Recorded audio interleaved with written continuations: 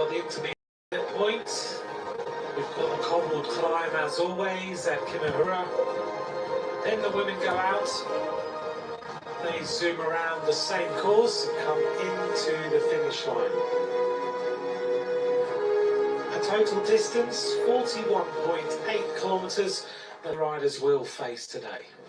Here's a reminder of our judges, the same judges we've had over the last 3 days of racing. We're on the 4th day of competition here in Rwanda. And we're getting set in a few minutes, in about 6 minutes time for the first team. Here's the start. First squad to go will be Benin. They'll get themselves underway. Then it'll be Uganda, Ethiopia, Rwanda, into China, and then we'll have the World Cycling Centre, who always field a team in this. Bit of a mixture of different nationalities in that squad. And the last teams to go will be, of course, the Australian team. They'll go as the last squad. Germany before them, Italy, France, and the team of Switzerland.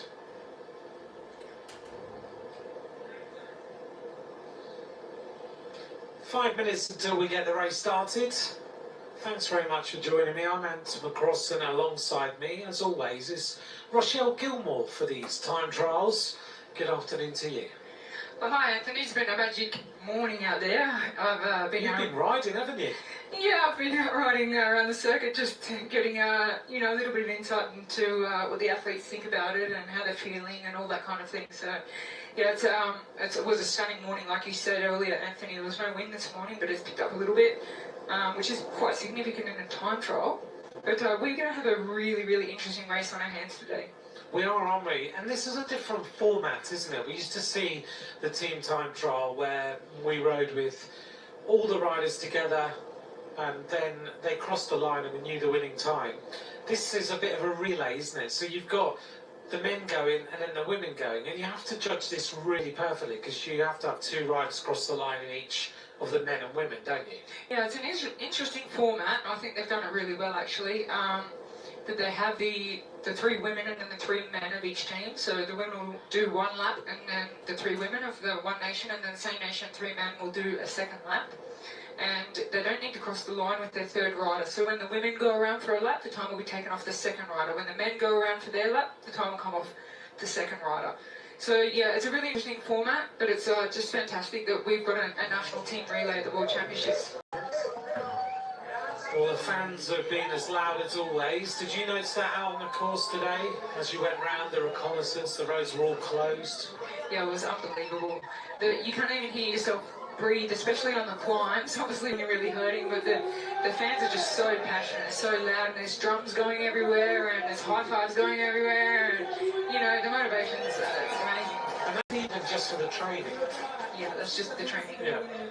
Early morning training. So yeah, we can expect, there'll be probably 10 or 15 deep on these barricades when we get into the heart of the racing. That's going to be great. And it's the first time they get to see the teams together, isn't it? Which is a little bit of a different format because more recently, of course, we've just had the individuals riding. This is a much different spectacle. Yeah, absolutely. I think there wouldn't be many opportunities for the locals here to have seen a bicycle race in the format of a team relay or a team time trial, where the riders sit so close to each other in a very, very straight line, like millimetres between the tyres of each of them. So it will be a real spectacle for the locals.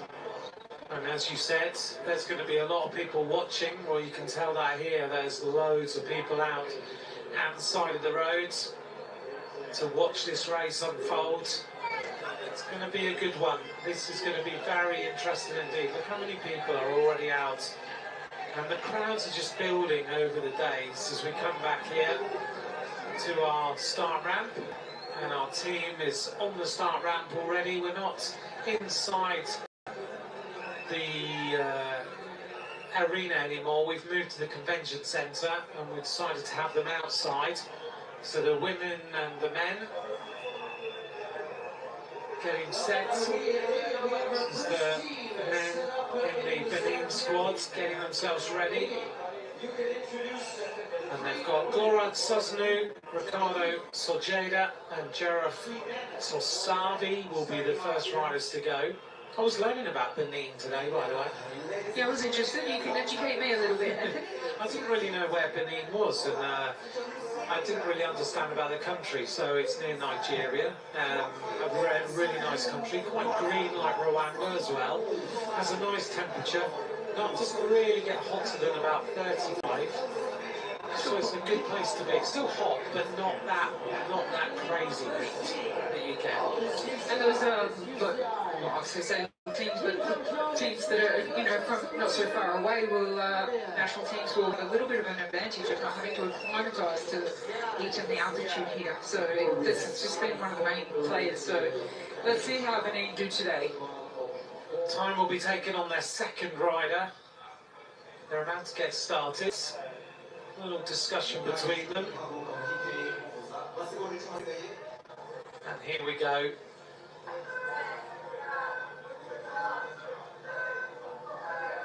The start of the mixed relay team time trial. Benin are underway. The team's going at 4-minute intervals, so big intervals between the squads around this course. Very important to get into the wheels nice and quickly. Make sure you are in there and you are following in the slipstream.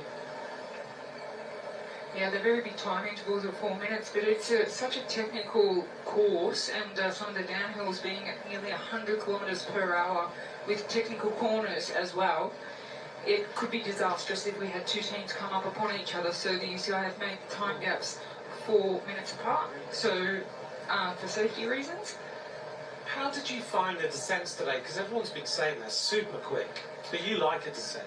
Yeah, descending is probably my most enjoyable part of cycling, so I really did enjoy these descents. But I'll tell you what, today I tried to hold the wheel of Anna van der Breggen on one of the descents, and I thought I was probably one of the better cornerers in the world, but there was no chance of holding her wheel through those corners at speeds of like 80, 90 kilometres per hour. That's how fast she was going?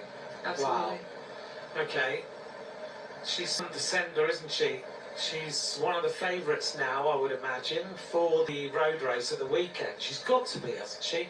Oh, I think what I saw today, that determination and having a motorbike out there with her on the course, just really studying every piece of the course and having a really hard hit out, I think she's quite determined, and I wouldn't be surprised if it's Netherlands' best hope now after winning the silver medal in the time trial.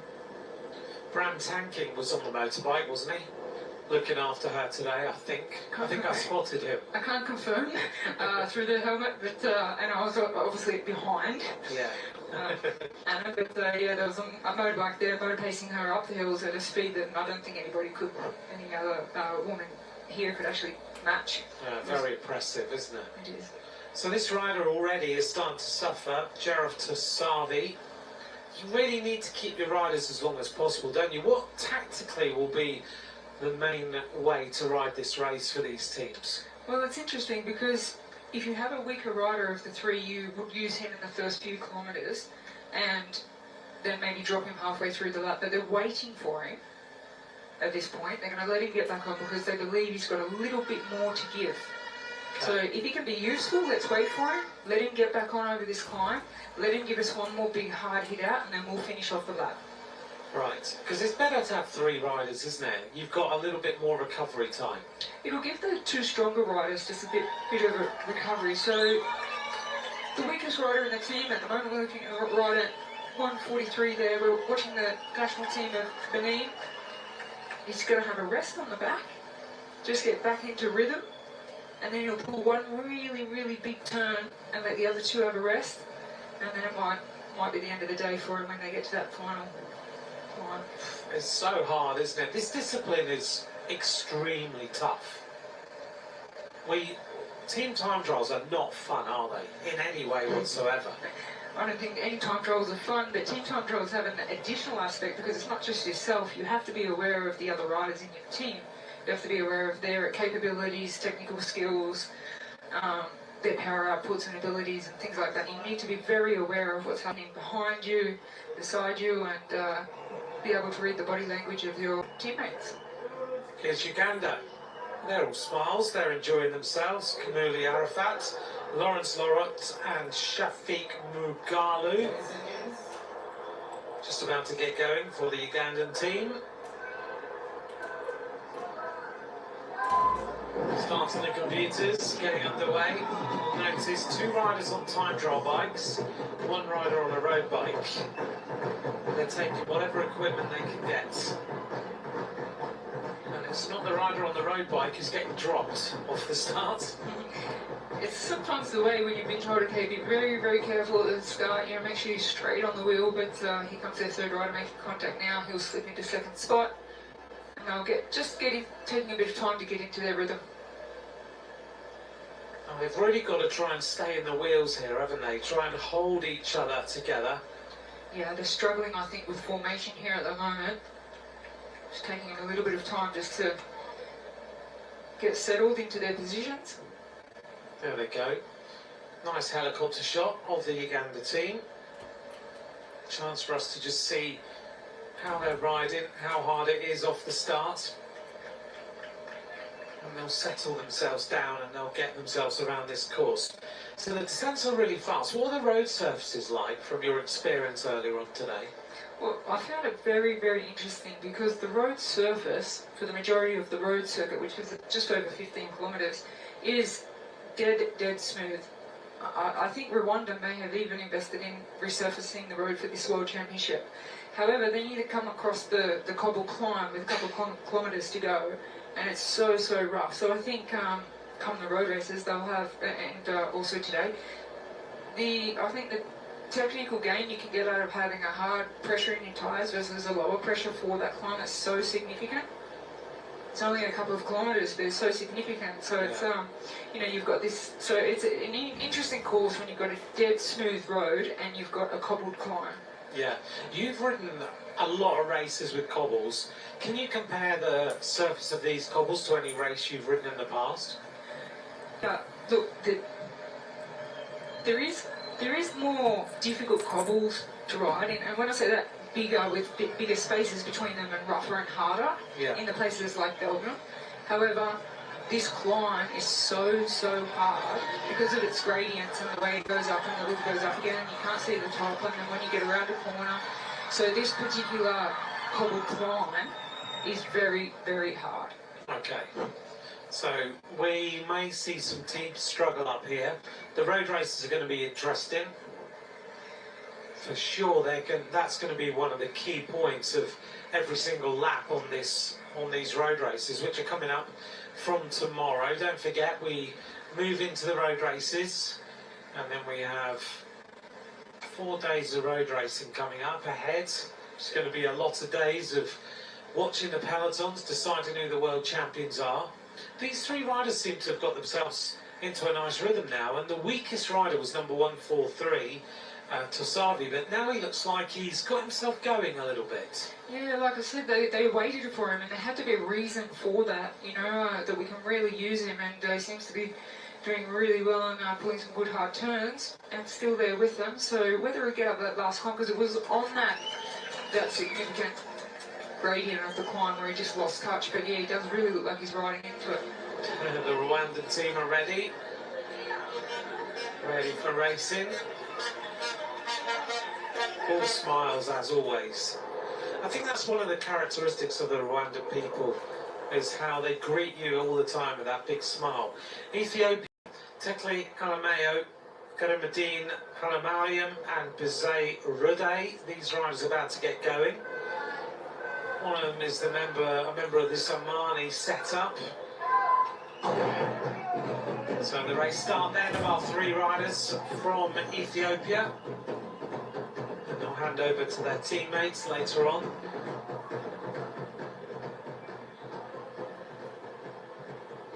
Looks like they've settled down nicely into that first few pedal revs to get themselves going. That Omani club, I don't know if you know it, Rochelle, but very interesting their setup. So they've set up this big organisation, Team Omani. They've got some great partners like Rafa, Wahoo and others. And they're opening a headquarters kind of altitude with a sports performance centre as well.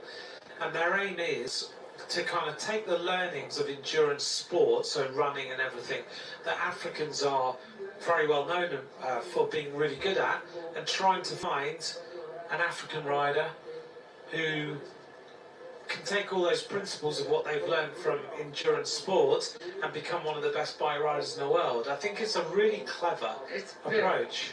Very, very, very smart, because obviously the genetic makeup of these athletes, there's so many, I think, Africans that have the ability to be on the world stage, world champion, and just need that opportunity that Amani are giving to them. And so they're not doing it, you know, with half an effort, they're doing it with a full effort. So it might take 5 years to 10 years, and we'll see some dominance in Europe or around the world of African cyclists. It's going to be good to see how that progression goes. We've already got, of course, some world level African riders, Benin and Rwanda, Daniel Tekle-Eminot and others. We saw the Ethiopian woman yesterday who did so well in the time trial. So we'll see how these riders progress over the period of time. Rwanda's about to get started. The Chinese team is about to go. Li Yu, Li Zhangkun and Su Haiyu. That's going to be the Chinese team, the three men who will make their way off the race start. Then we'll have, that will be the last of our block of teams before we move for a little while until those teams finish, and then we go on to our World Cycling Central start block number 2 of the race. Well, this rider, his legs are giving out. Tosavi, he's trying to hang on. I was talking to the team around Benin earlier on today, who are trying to help out with all of their logistics. Jeremy Ford is their director at the moment, looking after the team, and knowing how much, to give you an idea, and you'll know this, Rochelle, already, that the amount of work that the helpers around these teams have to give is quite incredible. They're working 20-hour days, just trying to get things organised, and as well organised and well drilled as they can for these riders. You know, what I found very notable, Anthony, was the interview after the women's individual time trial gold medalist by the Swiss rider Marlene Rousseau. She really took a lot of time of her interview to thank her team around her, and it may be boring for viewers and spectators, but the fact is that you're only as strong as the team around you. So just one rider at this World Championships, they need to have a masseur and a mechanic and a manager and a doctor and a technical person to go out and, you know, look at the course and update on all that kind of stuff. So yeah, and that doesn't just happen for the week here, it happens for the preparation. Yes. So I mean, sport, you're never going to make the top without a team, so it's not just the one individual that's winning that gold medal or pulling on that rainbow jersey or standing on top of the podium. It's, you know, you're only as strong as the team around you. Our next team is going, the team of Rwanda. They get started, massive reception for Rwanda. Patrick Bayokasenga, Eric Enkudabera and Mika Uweduai. They're underway now. And the drummers are still going and have been going since Sunday. They have been. It's pretty amazing the way they've been going all this time.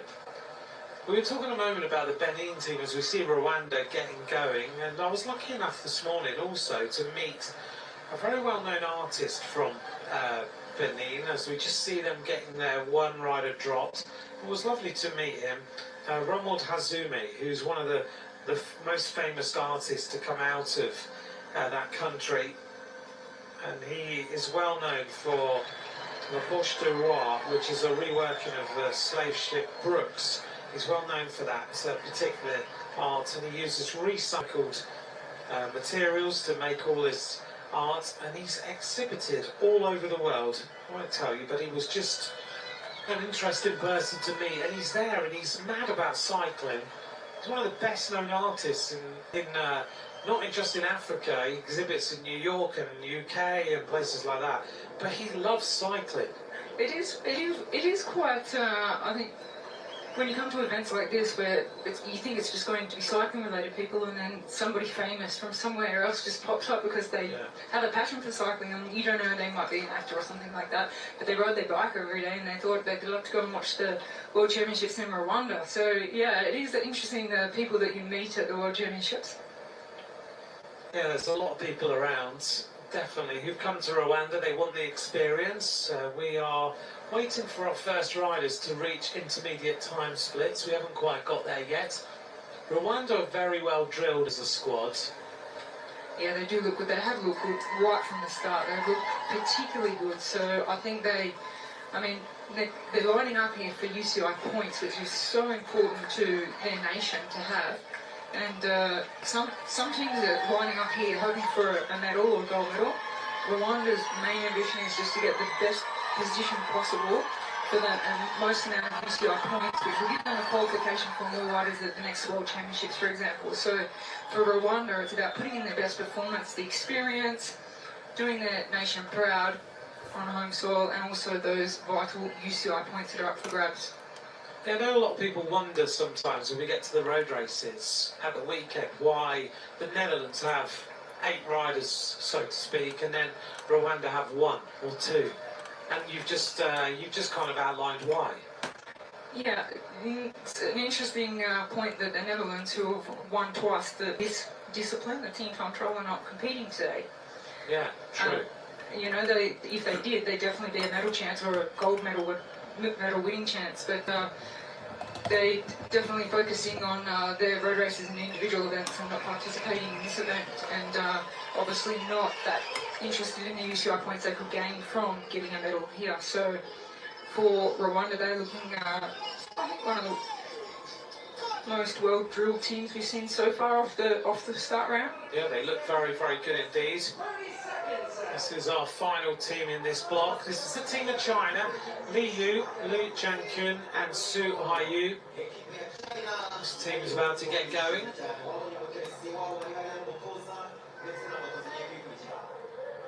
Be interesting to see how they do. Chinese cycling growing all the time. One of the team here, a member of the Astana squad, so he gets going and now getting more and more involved in world cycling as well, because they've got, of course, this massive sponsorship with the Astana team riding on those X-Lab bikes, and actually the Astana team is part-owned now by China. And you've been there quite a lot. Yeah, it's a very interesting move, but I do think that we will see a lot more riders from China in the peloton in the future, and that they have exceptional talent there. They have exceptional funding for cycling, and it's like this world of a tiny little program going on that nobody really knows about, but they've got these athletes that are capable of so much that we haven't seen yet, and they're developing them. So it's I think we will see the peloton have a lot more Chinese riders, and really competitive as well, because they're already at a level that I think really surprised people. Benin have just gone through the first split. 16 minutes 42.44 for the split. The crowd today is bigger. Yeah, I mean, the people have been out since, I think, 8, 9 o'clock this morning. They've just been banging on the barricades, cheering all the riders around on the course. And I mean, the locals, they're so they're passionate about this event and cycling. When you're, if you put the television on here, it's on all the time. Yeah, it's just amazing how cycling, I guess it's just one of the, I wouldn't say that they're mainstream sports, but it is. It's becoming that way. It's becoming that way, yeah. Here's our next squad we've been looking at, the Rwandan team. I'm glad they're back in these jerseys, because when we were out on the course earlier on today, the Rwandan team was wearing a completely different jersey. And I thought, okay, we're now going to have to spot a different jersey in the peloton over the road races. But thankfully they've gone back to their normal kit, because the other jersey was lovely, but would have been harder to spot. Oh, Uganda have flown up this climb. They've gone through the fastest time, 14 minutes 14.01 for Uganda. The average speed there was pretty high. 37.5 kilometres per hour for the lap of men. Uganda, so well enough for that's really the first split there at 8.9 kilometres. They do look real good, don't they? But that's a real drag, isn't it, up to there? So 37k an hour is rapid, because they're now going to start to fly downhill, and they'll really pick up the tempo. all the way back to Kigali now. So they're looking good, nice and relaxed. 46k an hour for this squad. This Rwanda team, you can see the way they're riding. It's quite an unusual formation. That middle rider is always sitting to the right-hand side. The rider is sitting to the left-hand side at the back. Yeah, I think when we get to the last wave of riders and the more experienced riders, we won't see that. We'll see them in a dead straight line. But if you're a little bit nervous about flipping the wheel, getting a little bit too close, there's a little bit to the side, which gives them an aerodynamic disadvantage, of course, but safety first. This is the Kigali Genocide Memorial. We were going to try and go here this morning, but the whole training situation meant that we didn't, because there was so much going around the hotel. But also, you had to get a motorbike taxi to get there. Yeah, the closed roads have caused a little bit of chaos. I mean, the locals are happy with it, they know their way around and all that kind of thing, but it is difficult. There's just so many people and so many things going on in different areas. You've got the fan zone there, and you've got the concert going on, the VIP area, and there's so many things going on all the time. So yeah, sometimes to get to one place that's very close can take a very long time. Yeah, and I don't fancy 8 kilometres on a motorbike taxi, because everyone was telling me it was really safe. And I'm sure it is, but I'm not so sure that I want to be on the back of one. As the team go down the other side of the road, just going past us on the right hand side as we were looking. The Rwandan team still working well. The time to beat is obviously that team of Uganda, 14 minutes and 14. So many of the kids are out as well today to cheer everybody on. They don't stand by the barriers, do they? Because I don't think they're allowed to stand by the barriers. So they cheer on from sort of a distance as we just see Rwanda about to lose a rider. Yeah, that's not good for Rwanda, because they were the most well-drilled team when they went off the start line, but now they're down to 2, and you can see the second rider struggling as well, just with balance and coordination, which comes down to fatigue. That they may have just all gone out a little bit too hard, but they have to be careful now. It's going to be a real hard second part of this, but they haven't even gone through the first time check yet. But they could have done with keeping their riders together for this descent. Even here, though, the Benin team is struggling a little bit on this descent to keep 2 riders together, which is what you have to do. They're not as you mentioned, you'll see the later teams right in on the wheel. No gaps between them. They'll do everything they can to stay as close as possible. Here's the arrival of our next team at the intermediate. This is Ethiopia. They're going well, actually.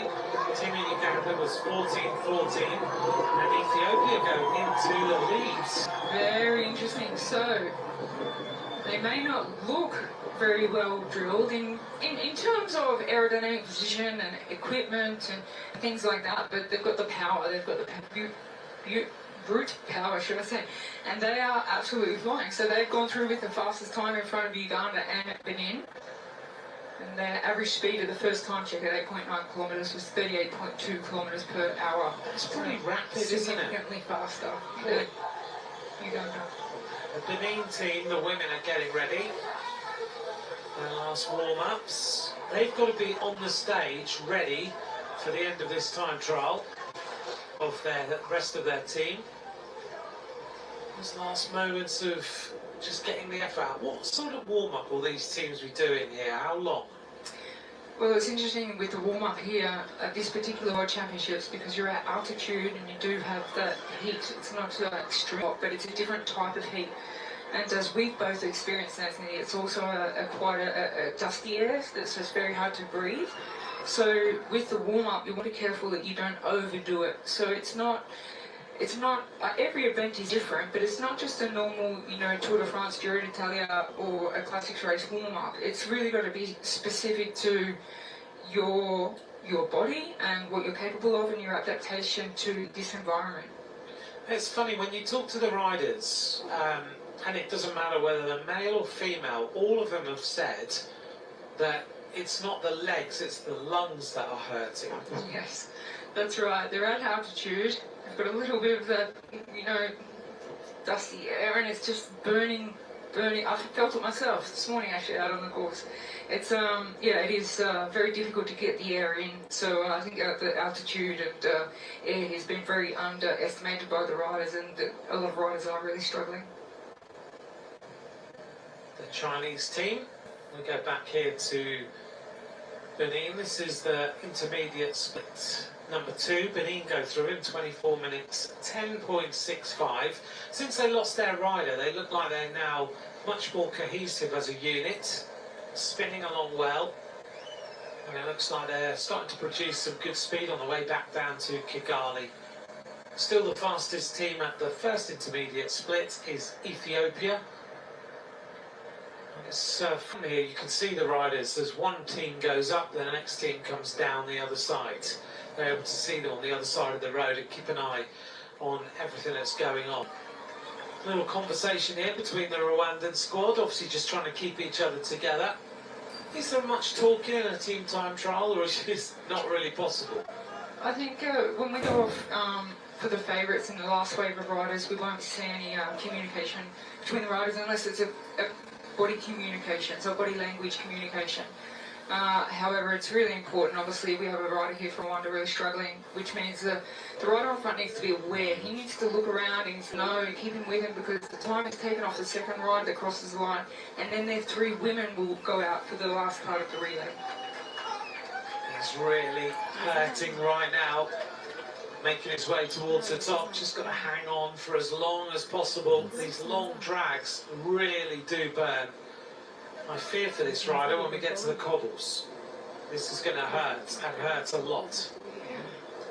Hurting already before the first time check at the top, or near the top. This is the Rwandan team then, coming up to the first intermediate split. Let's see how they do. They're pretty close to it. They're just outside the time of Ethiopia. That's a good performance, isn't it? 4 seconds down, so they're in the ballpark. Yeah, that'll be a little bit motivating for them. If they can cross the line and get themselves into a hot seat, that would be a wonderful experience for Rwanda. But as you say, 4.5 seconds down at the first time check, it's not a lot. Now they start the descent. There's a little bit of water on this lens. I hope there's no rain out there, because if it rains on these roads, can you imagine what it's going to be like? I wouldn't want to be having my bike on an angle on those white lines, I can tell you that. After this morning it was completely dry, no wind, super fast descents, and super dangerous for technical corners, so if it rains, yeah, it's going to be difficult. Benin onto the cobbles for the first time. Benin being our first team to start today, they're down to 2 riders. Does it make a difference when you're going uphill like this to try and share the pace making, or is it better for one rider to do the majority of the pace making? I think it depends on the individual rider, but with this particular team, there'll be one rider that climbs stronger than the other and says, okay, I'll take the lead for the climbs, and it's just motivating to have a wheel to chase rather than just trying to struggle through a really hard cobble climb without anyone in front of you. So looks like he's got a little bit of power now and says, hey, I can, this is deceiving here, because you just have to, if you come around this corner to the right and it just keeps going up, you think you're at the top, and then you think that's the top, but it goes left again and it still keeps going up. It's a really tough climb. And when you were out this morning, did you notice the majority of riders sitting in the saddle or getting out of the saddle? How were they mainly riding it? As we see this rider really starting to suffer, a little bit of a shout to remind his teammates. Yeah, big trouble there.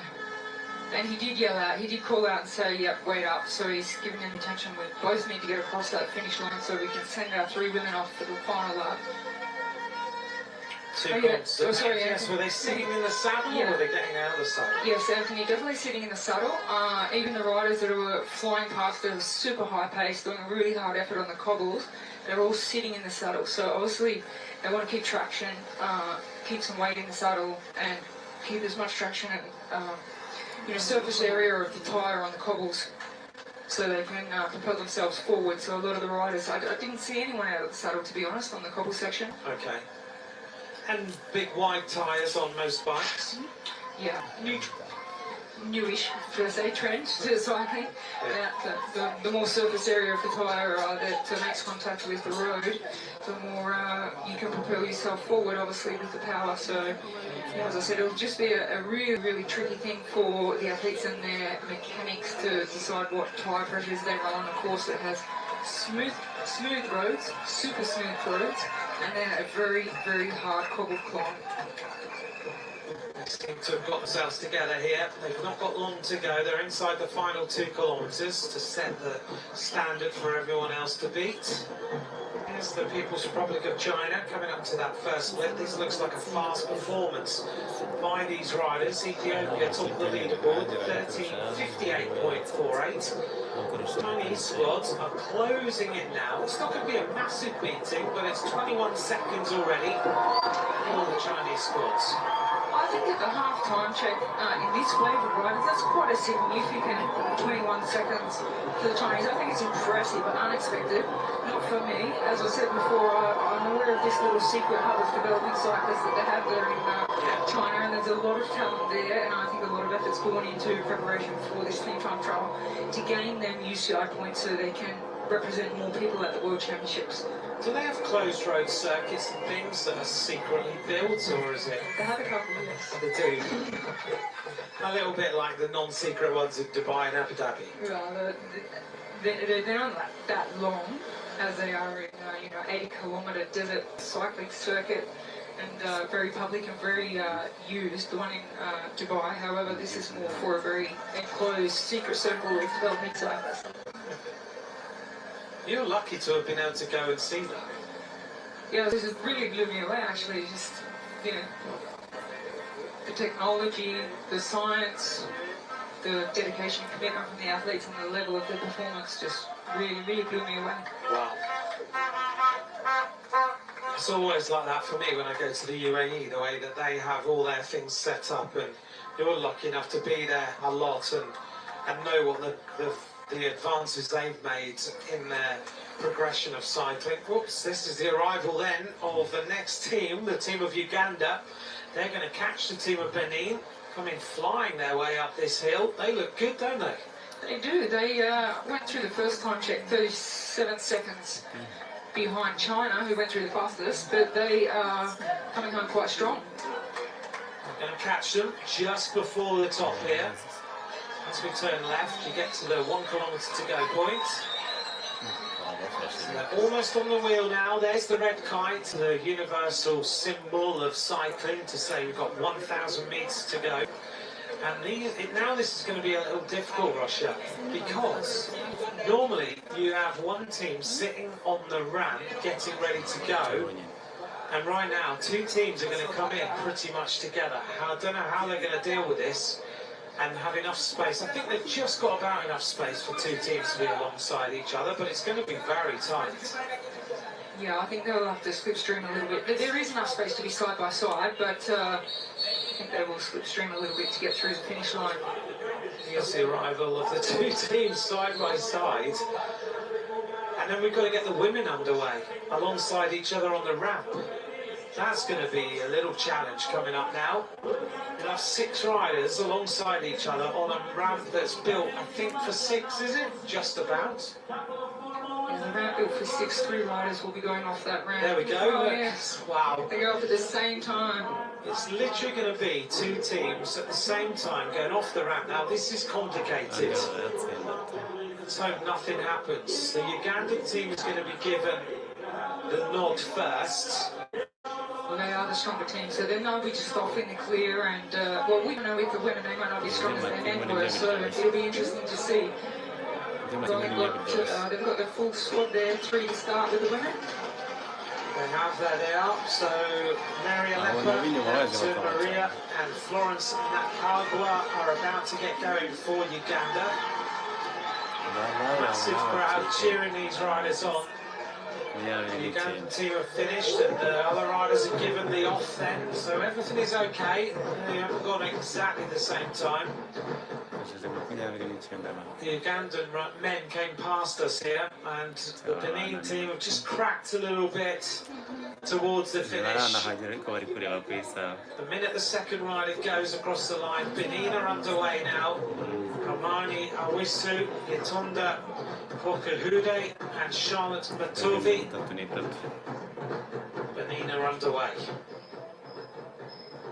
Real competition between those teams then. So at the end of the lap, 29 minutes 20 for Uganda, 4 minutes behind the team of Benin.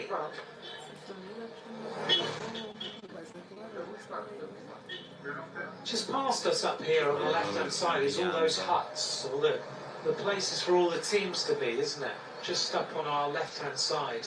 Yeah, so the team's protocol when they finish the line, if they have finished in the top 3, it's all very chaotic because they have to do a flash interview, then they go into their tent to wash down, and they'll have a soigneur or a masseur who cleans their face and gives them change of clothes and everything, and then they rush off to the podium, they do podium, and then they have to go to the mix zone where they have their national TV interviews, then they have to go to doping control. So we've got tents and things happening all around the finish line here. Yeah, there's loads of them. Wherever I look, there's tents. So much infrastructure to our World Championship. I have to say, the way that this is organised has been superb. You've got, we're very lucky, our hotel is a walk to where we're commentating. Across is the restaurant, but you come out, you're right on the circuit, you get to see all the riders. So this morning, while you were riding, I managed to get to see Taddy Pogacar, Pauline Ferrand-Prévot, Demi Vollering, had a chat to her, Anna van der Breggen, Isaac Del Toro, Tom Pidcock, all of the riders out and about, doing their reconnaissance, and it's right on the doorstep. And I've been at World Championships where, and you have with me, where we've had to get cabs, buses, ride there. Yeah, it's unbelievable here. I mean, from my balcony, I can literally call out to a rider that's riding past and say, "Hey, how you doing?" You know, it's everything is. The organisation has been very, very well done. I would say. I mean, from a perspective of a rider as well as all the staff, it's one of the best. I think we've been doing it for nearly 20 years, and one of the best organisations we've come across, so it's been very, very well done. Yeah, because you and I know that generally when we come to World Championships and you're talking to as we just see the arrival, let's bring this squad home. This is the team of Ethiopia. They've been riding well. They are just behind Rwanda as the fastest team through the second split. So Ethiopia just lost a rider just at the top of the climb. A little bit too much urgency. Just needs to bring his teammate home because it's all about the second place rider, and that last finish is horrible. The team of Ethiopia about to go. Bran Abra, Haftu Raider, circling Watango, and they get going now. So Ethiopia are underway. They're the fastest team so far. If you're new to this discipline, we just saw the men finish their lap of the team time trial relay, and now the women will do one lap and finish it off. So they have to finish with 2 riders, so the time will be taken on the second rider. As we saw when the men came in, the time wouldn't have been taken from the first rider, so that effort to the finish line was not really beneficial. The time was taken on the second rider crossing the line.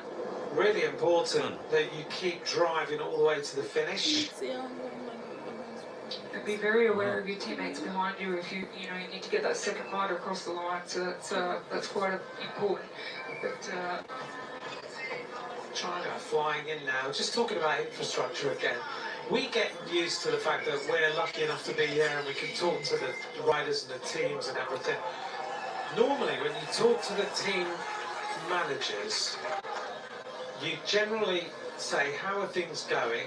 And their answer is, "Oh, this is a nightmare. I'm here, I'm 50k away, I've got to go back and forth with the team managers meeting's there, and this is over here, and that's over there." Because generally, team managers are a bit like... Yeah, Rwanda has been a little bit of a different experience, yeah. in my opinion. It's you know, you need to be somewhere, they'll make sure you're there. Yeah, and talking to team managers this morning, how's it going? Great, was the answer. We're only a couple of K down the road. This is like, we get here, it's nice and easy.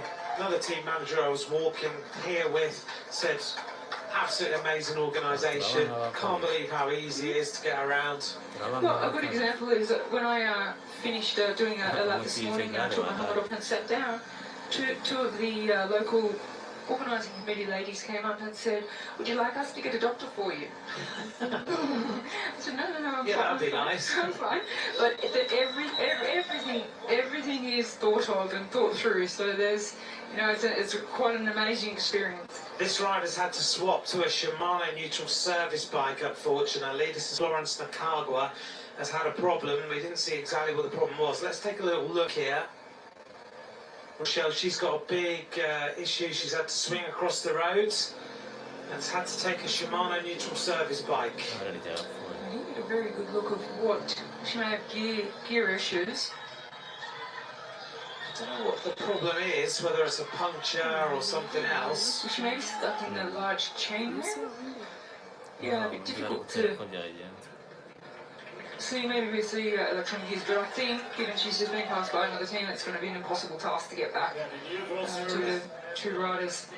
So unfortunately that'll be the day done and dusted. Back with Rwanda, now they're in trouble because they need to keep these two riders together. This is the men, they still have their three women to finish off. Rider number 111, Ben Kusenga, is getting pretty angry with his teammates, isn't he? He's getting frustrated that you can't let all of these up and out, but like I said, you really need to motivate your teammate. There's 500 metres going, I can tell you it's a very, very difficult 500 metres. So the rider in second place is in absolute hurt box. Rwanda are about to finish, they're coming together to the line, he keeps checking, he's obviously the strongest rider in the team, but in reality you're only as strong as your weakest link in the team. That is the difference in a team time trial. He's going to empty the tank here into the finish, try and give it everything for Rwanda. Those legs are absolutely searing in pain. Well, this is professional. He's frustrated, but the professionalism in just waiting, because that's all he can do, is impressive. It is. He's done the right thing here as he brings his teammate to the line. And yeah, there'll be a few words, I'm sure, but once they sit down and relax at the end of it, they'll realise that they helped each other to the end of this World Championship, doing everything he can, shaking their head. He'll have, at the end of the day, he'll have respect for how hard his teammate worked. How much pain he put himself through. And he's annoyed with his teammate right now, not impressed at all. Shook of the head, he actually slowed the team down, and he should realise that, because he slowed right down and crossed the line a few seconds behind his teammate at the end. Should have done everything he could. He did everything he could, but actually, the heat to the head. Yeah, he'll regret that a little bit later in the team. A few seconds, that might cost him some points, Rochelle. Yeah, it's all about, like you said, it's all about UCI points for the developing nations out here. Uganda have got their women now out on course, finishing off the job of the men. They were in 4th position, so will the Uganda women be able to improve on that? Situation at the end is that Ethiopia leads, Uganda are 2nd, Rwanda are in 3rd place, and I think maybe there's a bit of frustration that the Rwanda team had slowed down, but they're only a split second behind the Ugandan squad, not too much at all, and we've seen the Rwandan women looking really strong on the bike, so we'll see how they do in comparison to the Ugandan women later on. This is People's Republic of China. This will be our last team to get to the finish. They've been the fastest team so far at the splits. At the second split, they're 46 seconds faster, and they still seem to be riding a really strong performance here. They look good. The arrival then of China. This last bit of this climb, as you said, the last 500 metres, seems to take forever. It does, and I can tell you, looking for that, you see the 500 metre to go sign, but waiting for the 400 metre one, and waiting for the 300-meter one, it takes so long. And you think you can see the finish line, but you actually can't. It curves around a little bit, and it's just really mentally tough. Especially after just coming off those cobbles, you get it's a little bit of a tease because you come off the cobbles, which are really hard uphill climb. You get a downhill and a little bit of reprieve, a little bit of rest, about 300 meters, and then the road just starts going all the way up to the finish. Just pain. People's Republic of China are about to go. So we've got Seng, Lu Wao, Chang Wao, and Chao Thing about to go. China are the best riders so far then at the end of that first group. 27 minutes 54.73. There are 3 women now out on the course. Let's see how these squads go. Well, these women from China, they're out on their final lap of the team time trial relay here. It's very fantastic, I think, of the UCI to have created this event, which is a mixed team time trial relay, to bring women's and men's cycling together. And we see that in other sports. So when you go to the World Championships for athletics, for example, you'll see a relay, but you'll also see a mixed team relay with both the men and women. What we're watching here today is the men and women coming together, and we're identifying the strongest nations at a really high level of their top men and women combined. Yeah, because I remember sitting watching the triathlon, and they have a mixed relay, and I thought it was one of the best events that you could have, because you've got the mixed athletes. They're really putting in everything. Things chop and change as the race goes on. And this format, I think when it started, everyone was a bit up in arms because everyone loved the time trial. Just looking here to see this rider. This is Diane Ingabire. Now, where is the rest of her squad? There they are, just up in front. So she must have had a little bit of a problem. She seems to still be going well, so I wonder if she can get back. You make a good point, because if it wasn't a problem and it was a physical, fatigue issue, the 2 riders would just carry on to get. They only need 2 riders to cross the line. But they obviously feel that there's value in slowing down a little bit to let her get back on. She's still fighting very hard. Get the 3 of them back together and might get them to the finish quicker. So they'll have to make a decisive call between them out on the road, whether these 2 riders keep pushing on or if they just completely sit up. Because if they don't just completely sit up, it just makes it too hard for the 3rd rider to make contact again. Well, they're not sitting up, so it's going to be a real hard ask now for the 3rd rider to get back. Yeah, she's going to have a big problem, but she's one of the talented riders in that group. As to how things are going to go. That's the Chinese team. They're happy with their performance, and their riders are now out on the course, doing everything they can to keep the time ticking along nicely. They have given them a nice advantage at the finish line. 52.8 seconds is the advantage for China, but it all comes down to whether the women are going as well as they are.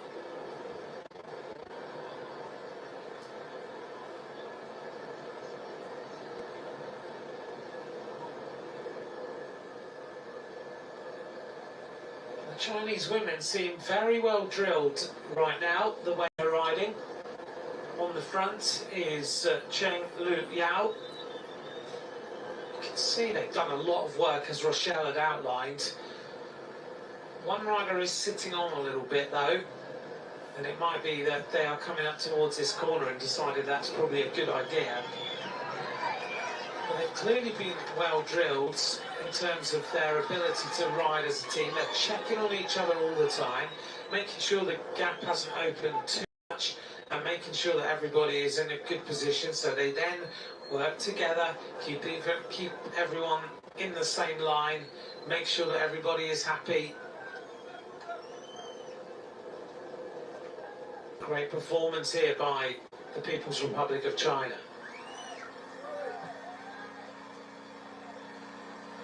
Back with the Ugandan team. And it's Leperas on the front.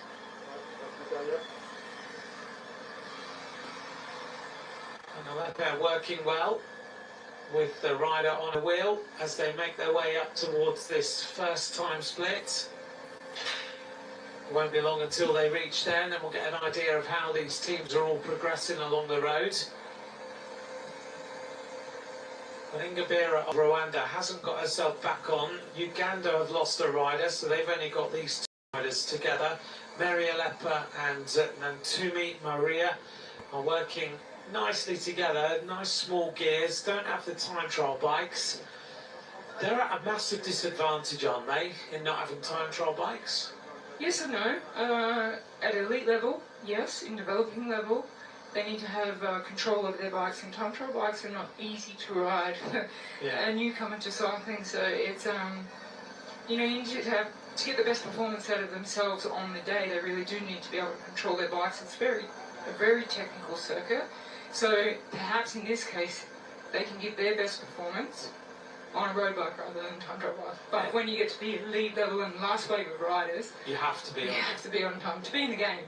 Yeah, otherwise you're nowhere near. So in terms of, I guess you've got a bit of a competition within a competition here. You've got the nations who are the emerging nations who are improving all the time. We remember back to team time trials in the past where these emerging nations were very disorganised in the way they rode. They couldn't really ride together, and that's not being harsh, that's just reality. Whereas now, actually, when you look at them, you see the way they're riding together, and they are right in the wheels, they are keeping everything together, they are making sure that everybody is on the wheels, they're checking over their shoulders, and yeah, there's a bit of annoyance now and then that they've not quite had the teammate to perform at the level they needed. But right now, things are much more cohesive in the way that they ride. You can see that. There's much more power in the legs. There's a lot of enthusiasm for the sport as well. So many of these riders really want to do this and really want to be part of it. I was talking earlier on, she's going to ride in a while for the UCI World Cycling Centre to Alalia Darwish. And she is an Egyptian rider, so outgoing, wants to really ride these World Championships, wants to perform, knows it's going to be hard, going to be up against, alongside the Afghanistan riders, the two Hashmi sisters. But she doesn't worry, she's having a wonderful time. She's here at the World Championship, she's learning, she looks great on a bike, and she's learning how to be more powerful and how to train, picking up experience from some of the best riders in the world, who she's riding alongside on the reconnaissance this morning, for example. As we come up here, this is intermediate 1 at lap 2. Uganda go through 47 minutes 18.69 is the time to that second intermediate split.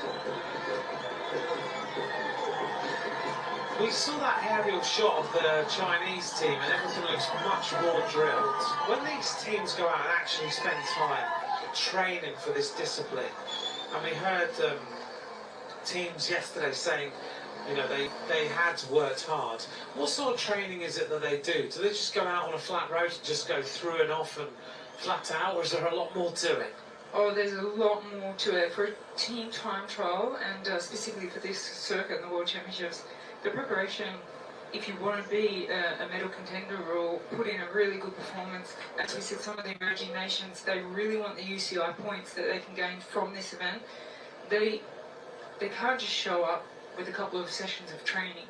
They have to really spend a lot of time on their bikes. They need to get to the point where they can actually read their teammates' body language and communicate through body language. And like I said, it's not really about one individual's power and speed. It's all about just basically knowing what your team's capable of. So time on the bike, time together on different terrains, it's really, really important. And then you've got your team around you that has to give all of the advice, nutrition, readaptation to altitude, and all of the equipment.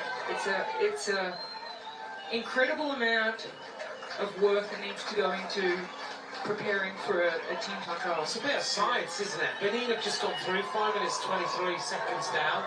Here comes Ethiopia, and they're already coming up to that split, and they're riding superbly. All three riders together, 2 minutes and 7 seconds faster.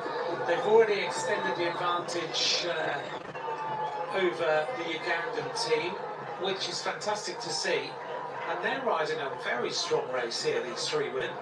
They certainly are, bringing it home for Uganda.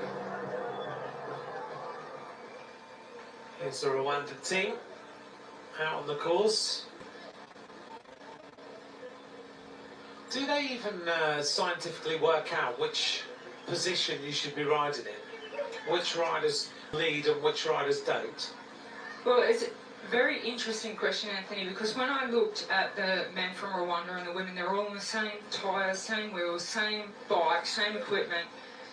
So they have got very high-end equipment prepared for this time trial. However, no specific bike is suitable for a particular rider. So if they're taking the event really seriously, they need to get into a wind tunnel and work out what position they can produce the most power in. That was a good move there. China in trouble. They've gone through all the time checks the fastest. Yeah, now they're in all sorts of trouble. Yeah. Went out very, very hard. They've got the women out on the circuit now, and they've got only 2 riders left of the 3 women that started. Can't see where their other one is. Yeah, they're down to 2. But from the start, they looked fantastic from the helicopter shot. They looked really well drilled. Suddenly, they've kind of cracked. Yeah, it can happen. There's so many aspects of this World Championship that's so difficult to deal with. From the course being particularly hard, it's the climate, it's the altitude, adaptation, hydration. But I think the rider on the front now is doing a really good job. It's funny, when you look at the elevation, 740 metres of elevation today. It's quite a lot, but actually Zurich had more last year. So it must be the altitude that's causing the problem. Yeah, 740 metres of altitude in this distance, just over 40 kilometres of the team relay is quite a significant amount of climbing in a course. Yeah. Maybe not the most, but probably harder, a lot harder because of the cobbled climb and the altitude and the climate here. So you can see the women from China, they had their men go through the finish super fast, more than a minute faster than another team, but they're in big trouble right now. Yeah, they're in all sorts of trouble. Look at them. You can't really come back from this, can you? Yeah, when your second rider is blown up like that, we say hit the wall. Yeah. They're gone completely lactic. The lactic acid buildup, it's going to take, in a normal environment at sea level, 20 to 30 minutes to remove some lactic acid. Yeah. So it's not going to happen here, unfortunately, for the Chinese. They're waiting, trying to bring their rider to the top. But once they get over the top, you've got this respite, and you'll be able to get at least the legs feeling a little bit better. See how much this is hurting now. They're on these X-Lab bikes, the same bikes as the Astana team rides. Been developed in China, huge Chinese company that deal with the X-Lab bikes, and they've been really brought up to world tour level by that work with Astana and learning what the team need. Yeah, it's been a really big move from the Chinese to investing in cycling. I think they've made really big leaps and bounds, and like I said earlier in our program, I think in 5 years we're going to see a lot more Chinese riders dominating the world stage of cycling. Alexander Vinokurov is the head of that Astana team. He's brought that Chinese partnership in, and it seems to be working extremely well and getting good rewards. Rwandan women, I'm going to be interested to see how close China are going to be to Ethiopia here. Because let's bear in mind, at the end of the lap 1 with the men, China were 52 seconds ahead of Ethiopia. But we've seen the Ethiopian women reach the top of the climb all together, riding strongly. And I wonder whether they might turn the tables on the Chinese squad by the top. I think they're closing in. I don't think they're going to turn the tables at this intermediate split, but they look like they're composed. So they've still got, time to bring back. Let's see when they come through this time check. It's still down on the Chinese. This is Rwanda now, 42 seconds down on the Ethiopian women. So Rwanda were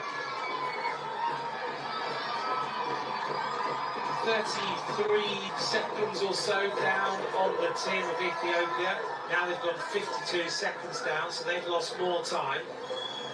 So top of the leaderboard to that point, Ethiopia, Rwanda 42.89. If it's 2 seconds between them at the finish, it will come down to the first rider in the men's going across the line, his teammate getting annoyed and sitting up. That's how close this is going to end up being if that does happen. Now they're on to the descent. Big gear engaged, and we will get these riders down to the bottom of the descent. The start of the next team. This is our second block. This is the UCI World Cycling Centre, and this is Mohamed Dalai, Yafit Mulugeta and Ahmed Wais. So we've got a Tunisian, an Eritrean, one of our refugee team getting going now. So they work their way out of the starts.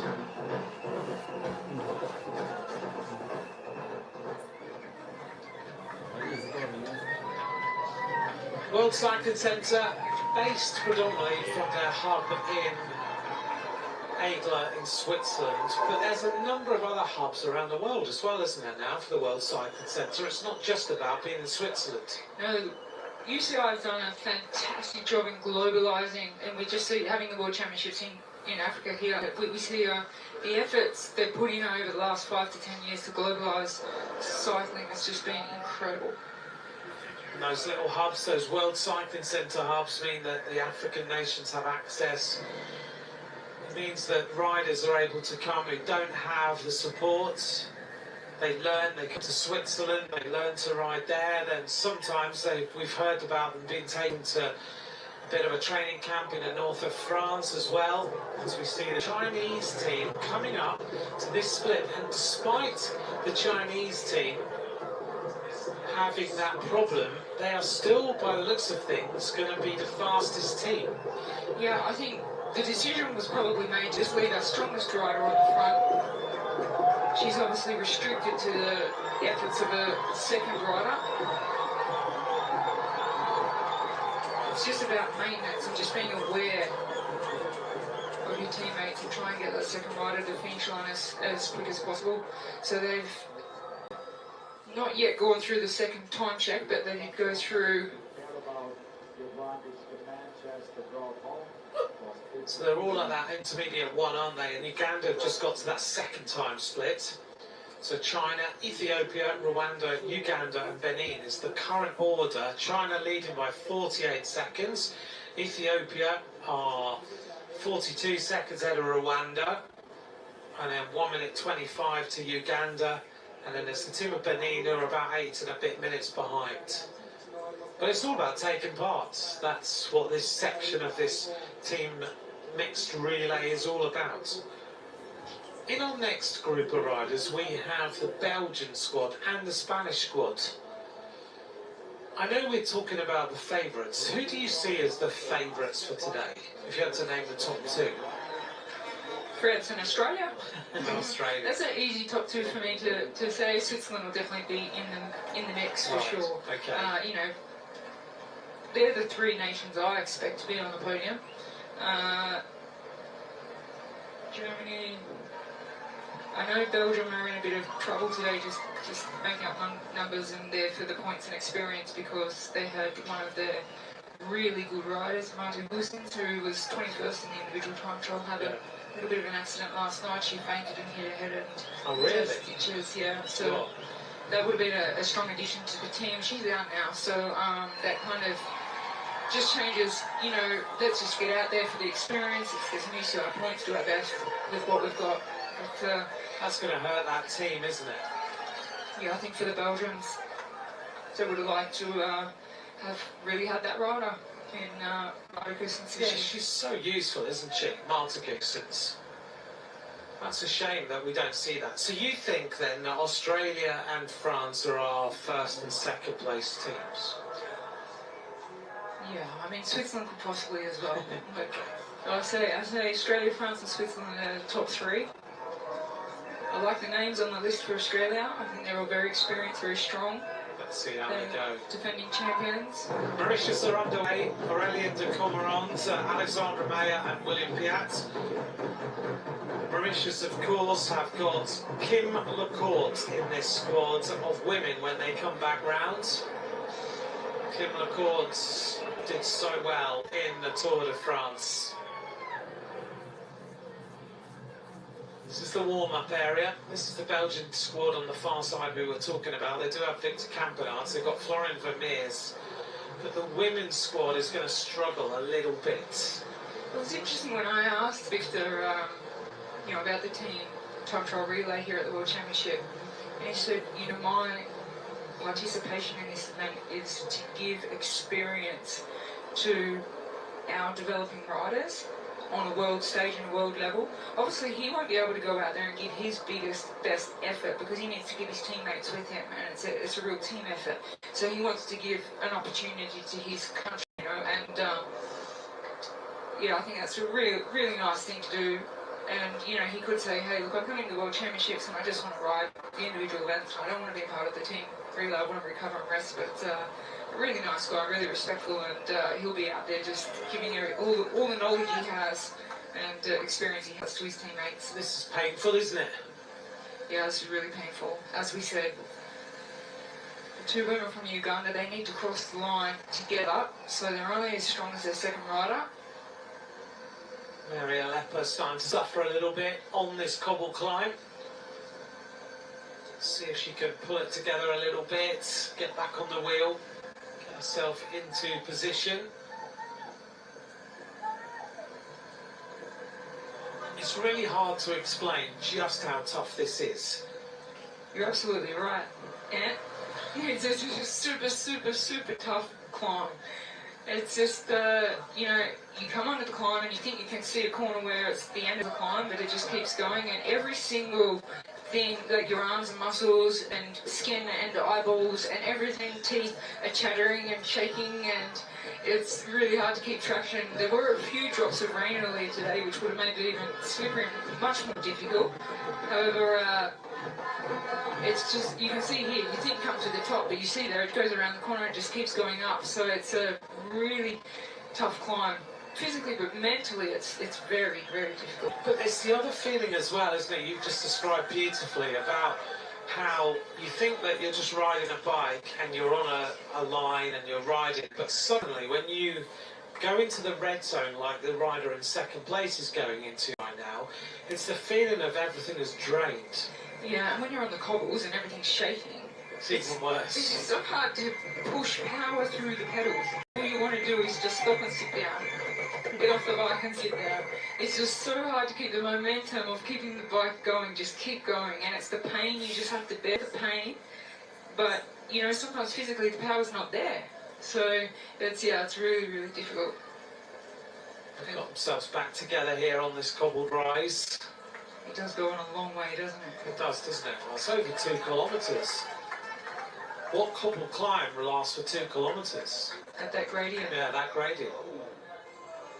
Going back to the start, the Mauritian team have gone. This should be the team of Ukraine, and it is. So we've got Harol Chikov, we've got Danilo Kozaris and Simon Simon.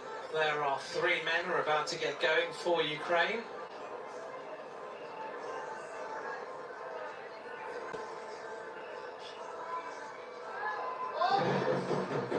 I never realised, right, that the commissaires have actually a specific way of counting down from 5. That they actually learn how to count down from 5 with their fingers.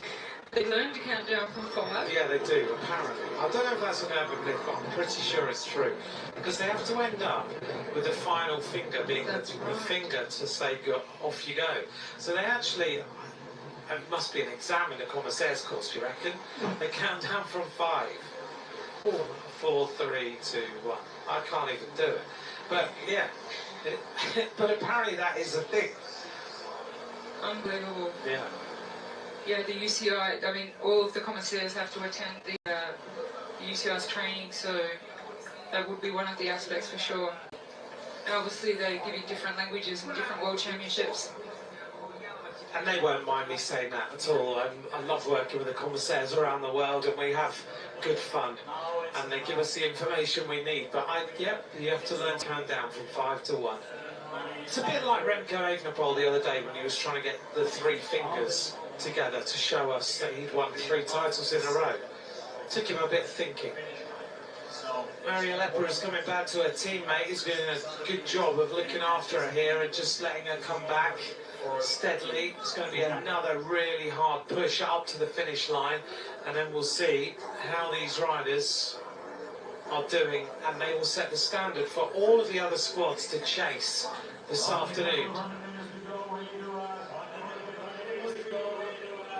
Through this heat haze. So Marialeppa and her teammate almost there now for the team of Uganda. Only 200 meters to go. It's been a horrible race, you can tell. Everything, and they will be at the finish soon. But they will be able to say we completed the World Championship. They'll know what their time is. They'll be able to compare themselves to the other nations. That last push over the top, and then they'll see the line. And they will make their way to the conclusion, and then all the pain can stop. At least for a little while. Just checking over the shoulder one more time, just to bring her teammate to the finish. Uganda are almost there, our first team to complete this course. Ethiopia will be next. Those last pedal strokes, as Rochelle said, feel like an absolute eternity. The time has been set by Uganda, 1:05, 58.19. Here's the arrival of the Ethiopian squad. Their two riders have stayed together. They've done a good job. They're going to be significantly faster than the team of Uganda.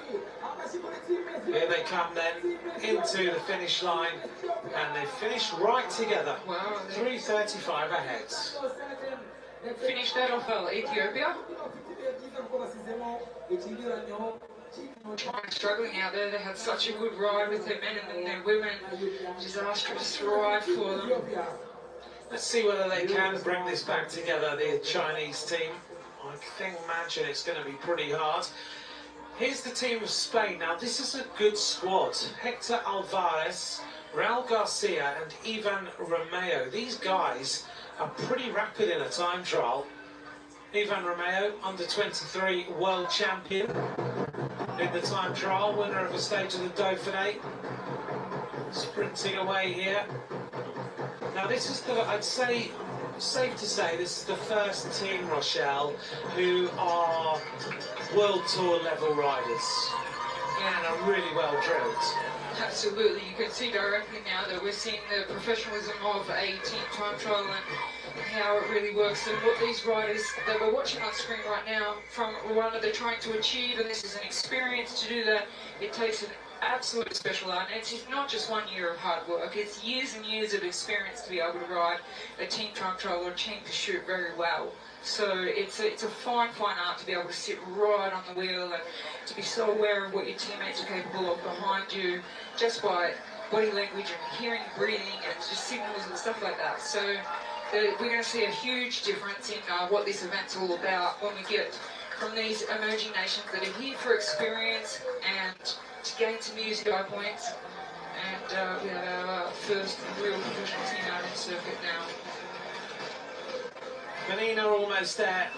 Ethiopia's time, 1 hour and 2 minutes. Benin come through 9 minutes down, 9:52 down. So we have 3 teams already at the finish out of 15, means 12 teams left.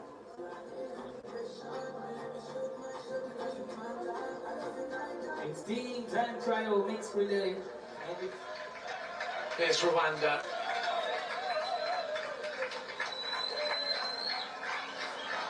They're working well together now, these two, keeping each other going.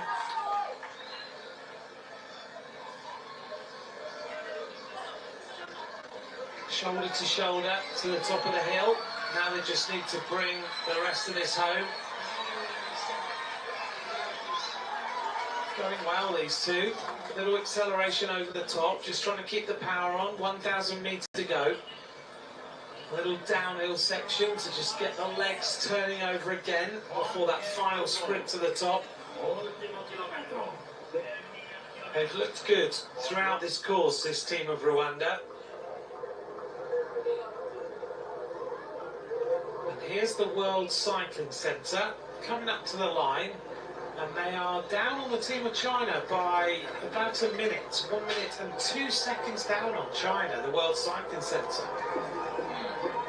Well, we've spoken a lot about China, but yeah, they're not having the best ride with their women. But from that first wave of riders, obviously the UCI World Cycling Centre, first off in the second wave, taking the ride. Solid ride out there at the moment.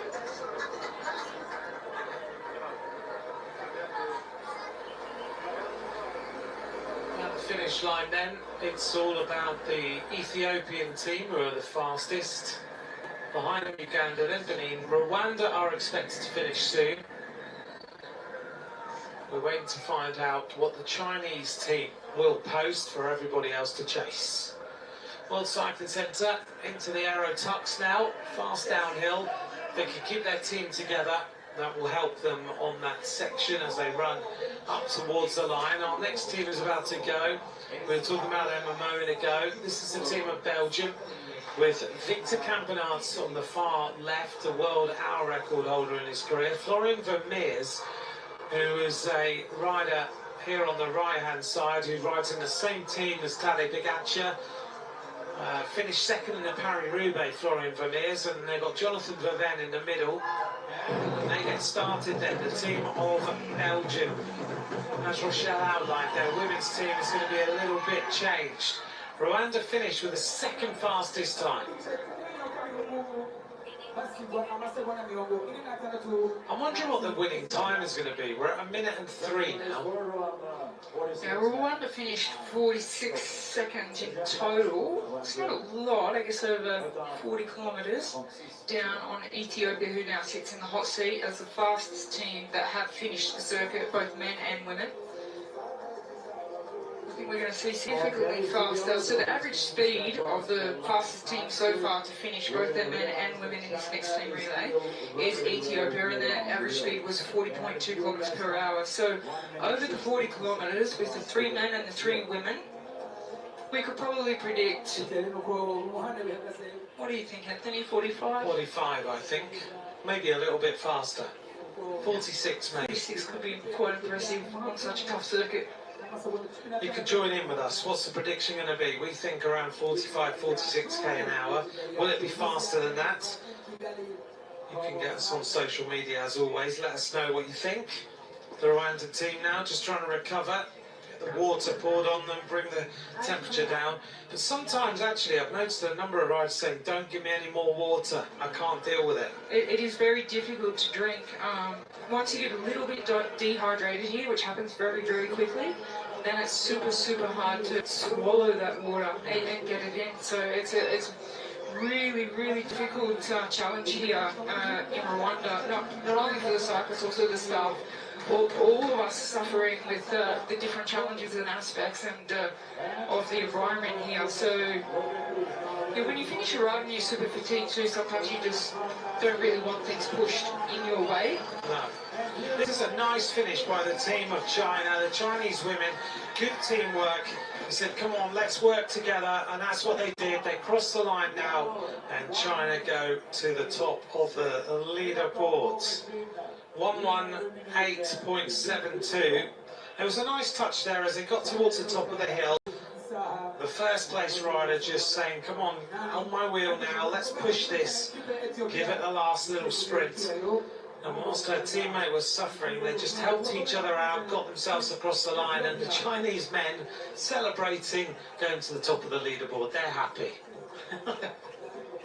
Yeah, they're going to be in the hot seat, which is a wonderful experience at the World Championships. When you are the leader of a time trial or team time trial relay, you get the opportunity, the team, to stay in that area of the medalist, gold medalist, silver medalist, bronze medalist, until your time is beaten, and then you have to leave. But for that period, watching the time, let's hope the next one doesn't beat us, the next one doesn't beat us, and you get to sit there I mean, I'm sitting in a winning position right now. It's a really fantastic opportunity for the athletes. Yeah, and look how happy they are that they're going to be there, the Chinese team. Well, they know that there's already been several other teams finished, and I think even if every other team finishes them, they've got to be happy with this ride because they've beaten 5 other teams to the finish line. And that's really a significant amount of UCI points they'll take home for their nation. You can see here this rider just trying to recover. She has given everything. The Chinese team are very happy with that performance. Winning Group 1, for them that is fantastic. And you can just hear how hard you had to perform in order to get that time. It's not easy at all. The Belgian men are out 4 minutes into their ride. We're waiting for the riders to arrive at the various intermediate time splits. Mauritius have gone through the first intermediate split, 54 seconds down on China. So the Chinese team did go significantly quick out on that first little section of this race. This shot gives you an idea of just how hilly Kigali is. You see how quickly the roads drop off to the left-hand side, and you see the mountains in the background and everything. It's an interesting place as far as roads are concerned. 75k an hour though for the team of Belgium. Just trying to see who's there on the front. Campenaert's in second place. He goes through. He's so super smooth the way he rides. Verven was a rider who had been on the front, and it's Florian Vermeers who goes through in second place. We were speaking, Anthony, earlier about the top speeds because this morning I had the opportunity of sitting on the wheel of Anna van der Breggen, who was sitting on the wheel of a motorbike downhill, and we were hitting 90 kilometres per hour. So wow. When Victor Campenaerts went to the front, there's a very fast section. I wonder if he will hit 80 or 90 kilometres per hour in the wind, but he needs to be aware that his teammates are capable of that as well. They're running over 60 teeth chain rings on the front of their bikes, the men, and even up to 68 teeth. So that's absolutely a humongous gear because they can gain, with their aerodynamics and professionalism and experience, those teams that are really, really dialed in, they're drilled in, they can really gain on the defense those crucial seconds for the gold medal. Bit of a dinner plate on the front of these bikes for some of these riders. It looks like they're doing everything they can to get as much free speed as possible. Coming up then, the Ukrainian team. A little bit of discussion going on between them. Their third fastest.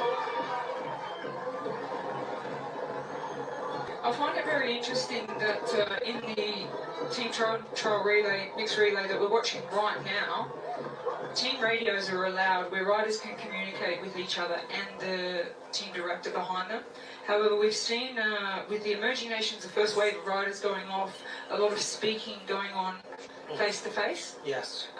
Which means they may not be carrying a radio. But when you see the more experienced teams out there on the course, they'll have in the front of their chest strapped a team radio, and in their ear they'll have communication with each of the riders, with the team director that's following in the team car.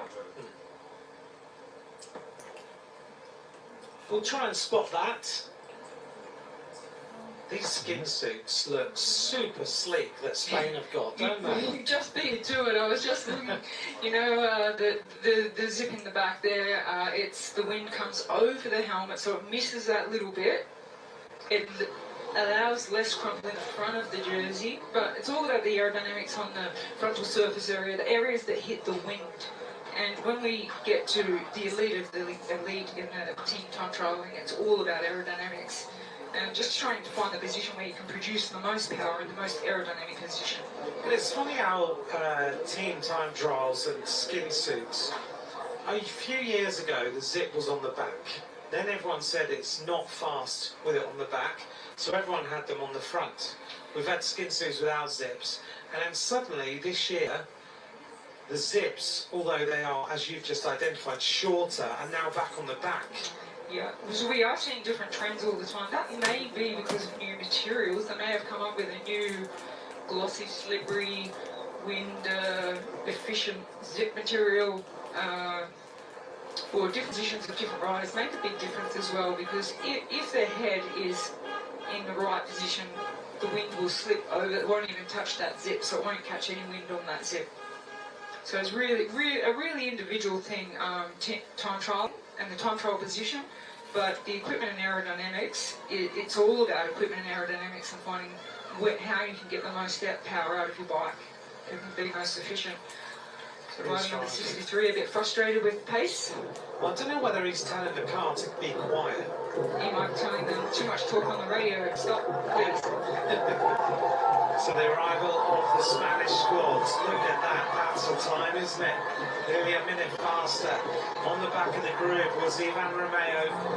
He rides for the Movistar team. Oops, this rider is struggling on the cobbles now for the team of UCI World Cycling Centre. This is the rider who rides for the Refugee team, Wais. Spain now. Let's watch them go down this descent. We'll see just how fast they are. They're dragging each other now down the descent as fast as possible. Well, you can see, even at high speeds that we see, there's so much work from the front rider that needs to be done. And the second and third rider, just to get on the wheel, they don't even need to pedal. They can really breathe deep, get some air into the lungs. But it's a super fast, technical downhill, smooth roads, but there's so much power that needs to go through the pedals of the first rider, and so much recovery for the second and third rider. Just having a little look to see what chain rings they're on this afternoon. On the back is Raul Garcia, the Spanish time trial champion. This is the Belgian men with Victor Campenaerts on the front. Right for the team of Wiesmann Lisa bike. He's so careful about his equipment as well. Campenaerts. Everything is about aerodynamics. Oops, Florian Vermeers almost touches the back wheel. Again.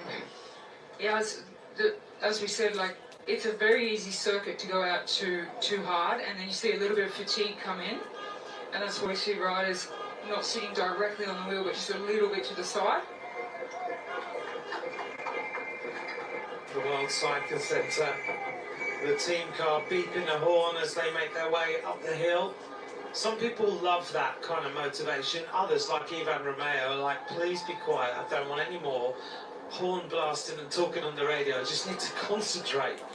Some sports directors get a bit carried away, don't they? Yeah, absolutely. I mean, like we've said in many different aspects of this sport of cycling, it's so individual, and it's difficult when you put them together into a team, because one rider might like a lot of information and constant communication from their team director in the race car behind, in the race radio. Oh, Belgium are in trouble here with the man. Well, Florian Vermeers goes. That's a little bit of a surprise to me, so early, because, I mean, they do only have to finish with 2 until their women go off for the second lap. But that's very, isn't it? Florian Vermeers, the tallest rider in this group, but he is a rider who's been riding alongside Tadej Pogačar. We know he's got power, we know he's very, very good on the flat, and I wonder whether this might be a mistake for Belgium this afternoon here, Rochelle, to lose Vermeers so early. Well, they've got experience, so I'm not sure if it would be a mistake. They've got communication with their team director. They've obviously just decided, look, if it's not your day, you don't have the power, we got to go. We have to go. Campenaerts is nailed, isn't he? Look at the way he's going. He's absolutely rock solid on that bike. He looks very, very indeed. Florian Vermeers has gone. He's already miles behind. And he kind of gave away with the hands. Oh, off you go. Well, look, you could have said, I think yesterday, before they lost one of their strongest women to an accident she had last night with the altitude and everything, and she fainted and she knocked her head and had done stitches, wasn't able to start today. Hopefully she'll be okay for the road race, but they've decided they're just in this race to gain experience and take home some UCI points. As of yesterday, I would have said they were an outside medal chance. Yeah. And now I'd say they might be 4th, 5th, 10th, but 4th, 5th, 6th. But gold, silver, and bronze, I think they're going to struggle. Yeah. Belgium have gone through 7.55 seconds down on Spain. This is the arrival now of the World Cycling Centre to the end of this lap of racing. Let's see how they do. Cross the line now, and the World Cycling Centre women get underway on the other side. Alalia Darwish, Fariba Hashmi and Yildiz Hashmi. Now the two Hashmi sisters are really strong. I fear a little bit for Alalia Darwish because these two riders are incredibly quick. I think being a part of the UCI World Cycling Centre has a massive advantage that you spend a lot of time together. So I think they would have had the most teams to discuss how we're going to execute this ride and what are we going to do with our weakest rider. So yes, I think that's a huge advantage to be a part of the UCI World Cycling Centre's team. Just being in, living together and being together every single day, I think it makes a huge difference for a team event. We look at the Spanish team, they've got 3 riders together, which means you get an additional amount of rest. Compared to Belgium now, we've only got 2 riders, got to continue to go through and off. These 3 riders, you can sit on the back and have a little bit of a rest, which means that things, in terms of effort, you can get more effort out before the end, you can go quicker. They're riding well so far. Spain are the fastest team at the first intermediate split, 7.5 seconds over Belgium, with China at 56.60. This is our intermediate point number 2. They've gone through now 1 minute 25 seconds faster than China. That's impressive. Yeah, for the first time check, they're on a mission, but quite expected, I think. Very experienced Spanish riders here.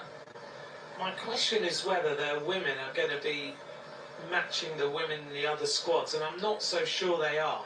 But you never know. Paula Blasi is a great rider.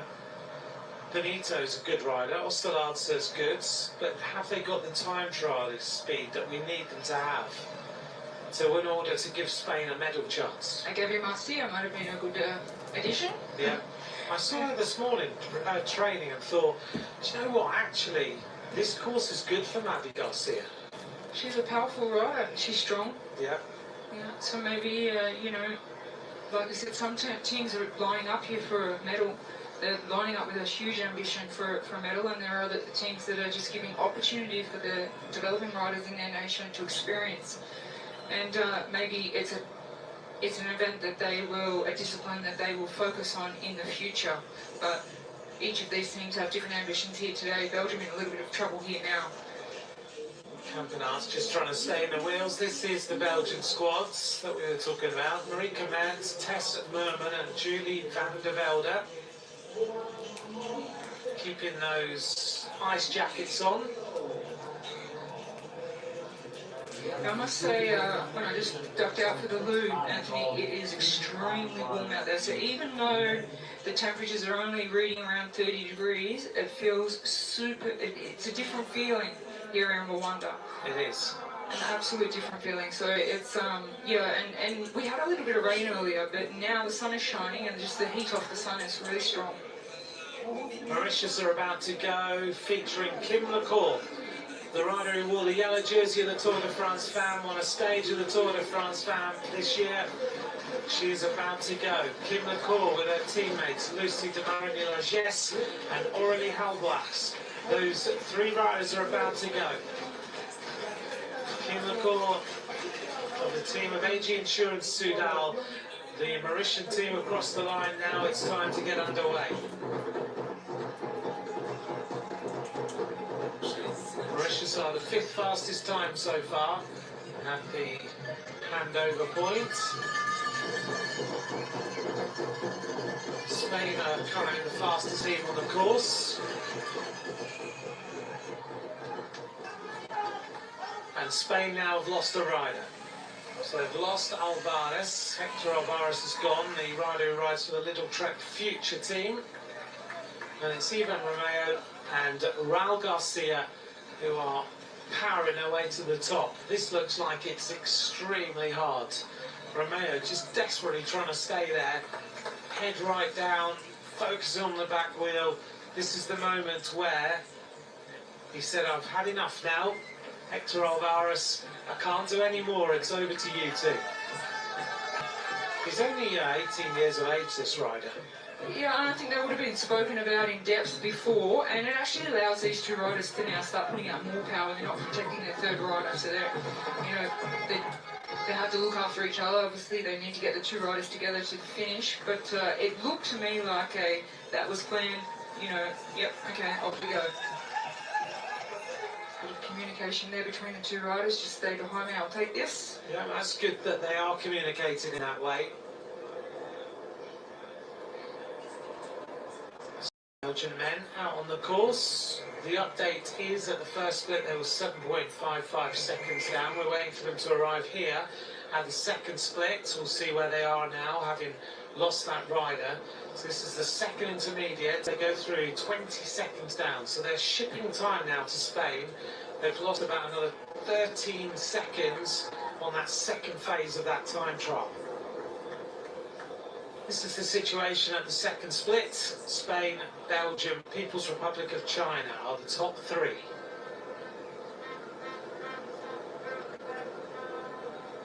In our third phase will be the teams that we've been talking about who are the likely medalists. Switzerland, France, followed by the team of Italy, then Germany, then Australia are the last team to go, being the defending champions. Have you got any insight as to what the Australian team think about this afternoon? They would like to win the gold medal. Yeah, always. Aussies don't ride for any other reason, do they? They have so much experience together. They spend a lot of time together in training camps and stuff like that. It's a very experienced team of riders. So one of the young women is a very young, talented, emerging rider. But other than that, they have 5 of their riders that are just super experienced. I think they want to hold up. They won the gold medal in this discipline last year in the mixed team time trial relay. So they really do. I mean, their ambition is gold. I think they'd be disappointed with anything less. However, the general public has outright named France as the favourite for the gold medal. Absolutely. Ukraine about to go then. Yulia Burikova. Elizaveta Holod and Olna Kulinch. These are underway then. Ukraine get going. Ukraine third fastest, 1 minute behind China.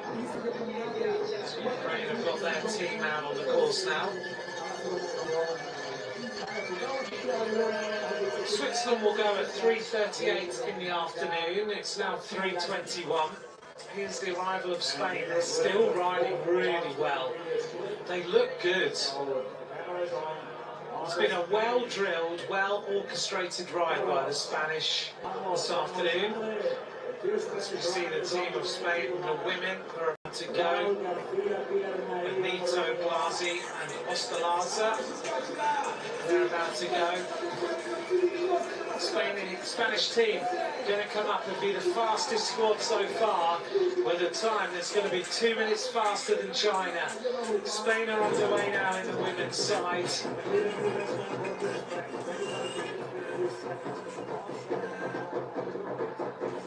That's an impressive ride by Spain, isn't it? 2 minutes and 3 seconds faster. Yeah, absolutely. Spain having a lot more experience at world level. You can see when they rolled off, you mentioned it, Anthony, that was the first team we saw that was just really professionally equipped, and they got in formation so quickly that we knew, okay, they're probably going to set the fastest time out there. China, there they are in that hot seat we spoke about, where they get to sit until their time is beaten. Enjoying themselves this afternoon on the big sofas. It's an important moment for a team like that, to feel like all that hard work's paid off. They're in the hot seats. They know pretty much that at some point their time will get beaten. Yeah, absolutely. The longer they sit there, the longer they have those emotions of we're sitting in a winning position at a World Championship, which is just absolutely amazing. I think the hot seat that we have at the World Championships in cycling, I don't know if they have it in a lot of other sports, where your time can be beaten by other people in timed events, but it's a great concept to be able to sit there and take in the emotions of, okay, we've had 5 or 6 teams finish and we are the best of those so far until the next wave comes in. Also here in Rwanda, the fans like to sit and watch the hot seat, which I've noticed. Yeah, it's crazy, isn't it? They're staring at the athletes and just observing their communication and their emotions, and they'll see that hot seat change a lot when we get into the final wave of riders coming across the finish line. So the Spanish men now, they're just discussing how our women are out on the course now. And here they are. The Spanish women together, Benito, Blasi and Ostaladza. It's a useful group, and if they can ride well together and be well drilled, you just don't know what might happen this afternoon. Well, that's what team time trialling is all about, being well drilled, being aware of your teammates, their condition, their ability, their capabilities. And you just saw there all the language is body language, a tip of the head, okay, I need to get on the back and have a rest. Oh, very well back on the wheel there. And you look at these riders, and they all ride for pro teams. When you just pick out the helmets they're wearing, and they've got their sponsors on the side, as Belgium now make their way into that last kilometre with Campenaerts and Verbena. Those are the 2 riders from Belgium who are left. Don't forget to follow at UCI_cycling, UCI.org, where all the information about these championships is being posted. Keep an eye on the social media at UCI_cycling. It's very entertaining, actually, some of it. Looking here at down on the Belgians, I was smiling this morning because someone had created a video. We saw yesterday Tadej Pogačar, of course, was caught by Remco Evenepoel in that time trial, and someone's created a video using different footage of that and moments with Remco, where Remco is saying, I knew it was Tadej's birthday and I just wanted to deliver a cake to him, but it took me a long, long time to catch him. It's one of the other aspects of cycling that I love is that they're so competitive on the bike that the camaraderie is really, it's really special. And I've been involved in a lot of other sports where, you know, your nations are separated, but because we have trade teams and then we have national events as well, there's just so much camaraderie and respect for all of the athletes. They might change teams, that the friendships that they build, the relationships that they build throughout the peloton, it's something really special. Belgium arrive, and the Belgian women is about to go. Second fastest time for Belgium, 23.54 seconds down, having lost Florian Vermeers. Now the Belgian women get going. This change team, Marika Mert, Tess Moorman, Julie van der Velde, and they're going to get into their rhythm now and keep the tempo nice and high. Here's Spain. The Spanish women look like they have really, really worked at this discipline. It looks like they've ridden together a fair amount. Absolutely. They've had a superb ride to this point. See, without any mishaps, no doubt they're going to take that hot seat from China and sit themselves in the gold medal winning position, and they'll be looking at the time scoring board, see how long they can stay there for. So at the finish, so far, it's China, from Ethiopia, from Rwanda, from Uganda, from Benin. But we know that the Spanish men are going well. Hector Alvarez has just arrived at the finish. He did a big amount of work out there for that squad.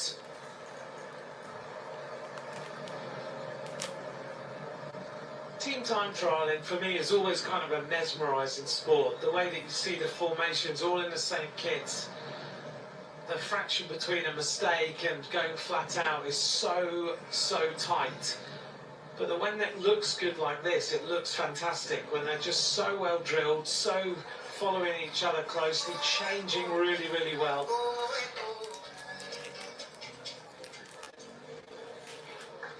So recovery time.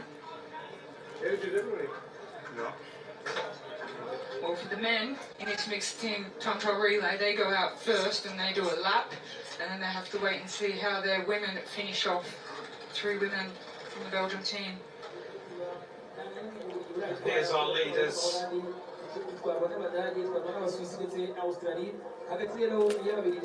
These 6 are going to be very famous in Kigali tonight. They're going to be on television all day.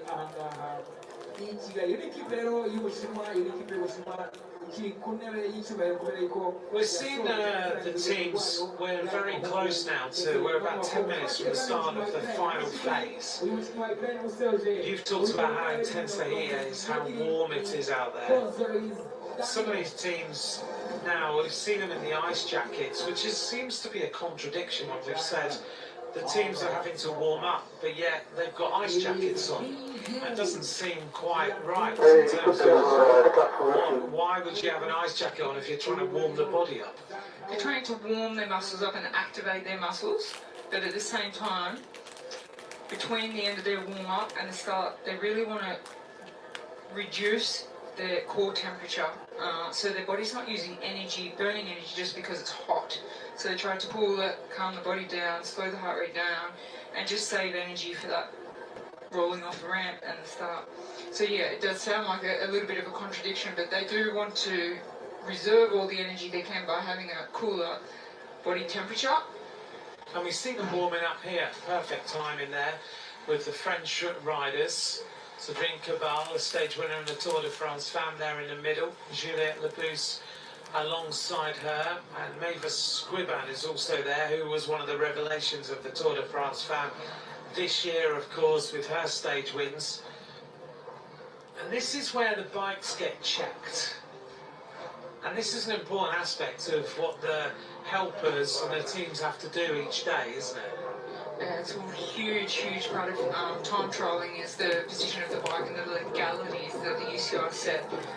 For safety reasons, you have to be within limits, a distance from the tip of the saddle out to the tip of the aerodynamic bars. Obviously, if you're really long, you don't have control over your bike, so they set a restriction of how long that can be, and also how far your saddle can be behind the bottom bracket. But all of these restrictions they put on the bike, and minimum bike weight and things like that, it's all for safety reasons.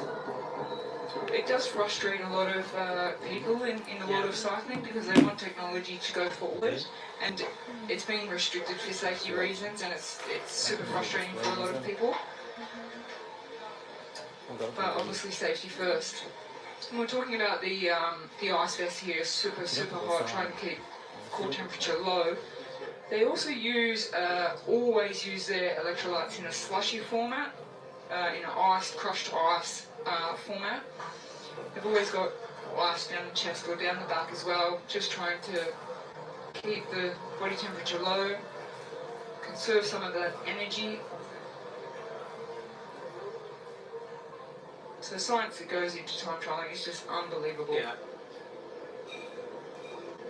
It's the campaign against Genocide Museum with this incredible sculpture.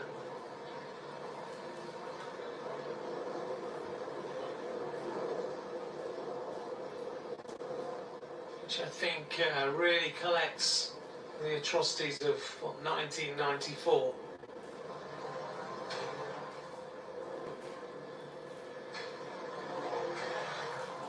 It's the team of Switzerland getting themselves ready.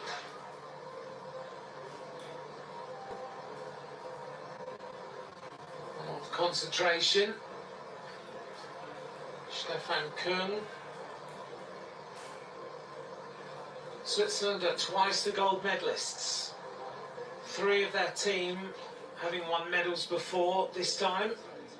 This is Bruno Amirai. He's won a medal here before. The team have won a silver medal, the French team.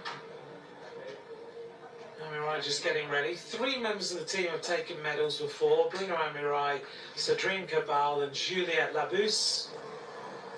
Last moments of preparation for all of these riders, knowing that in a few minutes they are going to be flat out, trying to help each other to take the victory. Jan Christen is the rider on the far side. Maura Schmidt is the rider in the middle. Stefan Kuhn, nearest the camera. Moving teams next year, so he will no longer be on that Villiers bike. Moving to the team of Tudor Pro Cycling, team of Fabian Cancellara.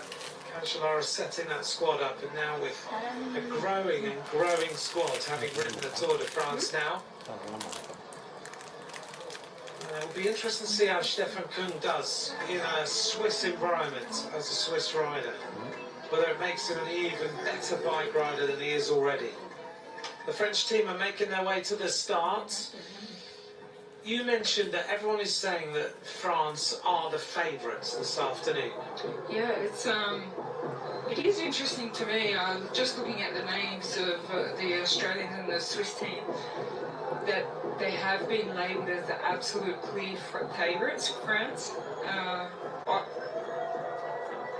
I mean, maybe they've spent a lot of time really on this discipline, they really want that gold medal, and they have really invested their time and efforts into taking this gold medal.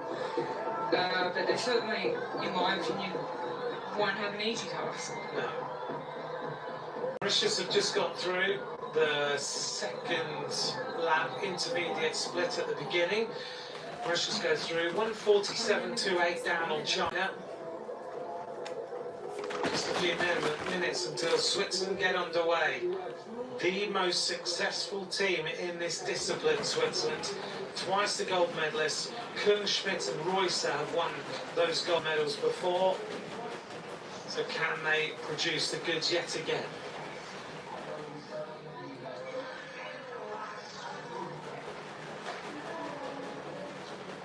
Kuhn goes through the picture. And Kristen ready.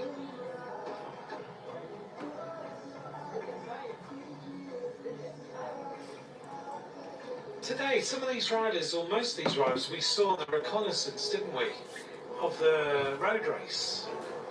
Yeah, this morning. Yes. Yes,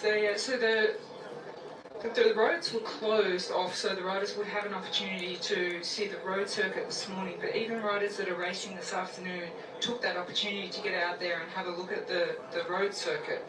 So yeah, it was a very, very busy road circuit this morning, with riders just analysing every little part of the road. And as we mentioned earlier in the program, Anna van der Breggen had a motorbike out there, taking her to super high speeds on the descents. So not just looking at the course, but experiencing it at race pace. These riders look ready. Bear in mind, it's quite a long time until these riders actually ride, but the warm-up is quite intense.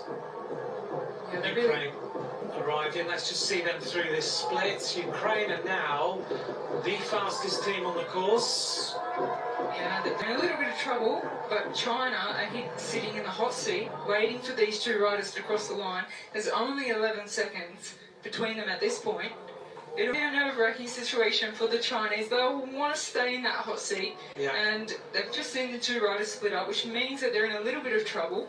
So they are ahead, but the Chinese riders will be keeping their fingers crossed that they have a little bit extra time in that hot seat. This is the Italian team. The Italian men are also in the next group of riders. Here's the arrival of Spain. Wow. The Spanish team are flying this afternoon. Intermediate 1 on lap 2, and the Spanish women are going to go through with a great time. 3 minutes and 10 seconds faster than the Ukrainian women's squad to that point. That's a significant move. It's huge, but as you said, Anthony, when they rolled off the start line, here's the first team that looks to me like they're really professional and dialed in, experienced, and now we get a glimpse of the Australian team getting ready, defending champions. As we said, they will be a little bit disappointed with anything but gold here today as we go back to the start round. This is the start of Switzerland. They won in 2022 and 2023. Maura Schmidt and Stefan Kuhn have been two of the medalists. Marlene Reusser, the only woman in the team who is retained from those two gold medal wins. The start of Switzerland. They get going. Stefan Kuhn is the rider who leads. Tries to get these riders up to speed as quickly as possible. Well, Spain might have been the first one, but Switzerland are certainly well drilled off the start, aren't they? Absolutely. I think they're a definite medal chance, Switzerland. We've got France, Australia, Switzerland, and then Italy and Germany, outside chances.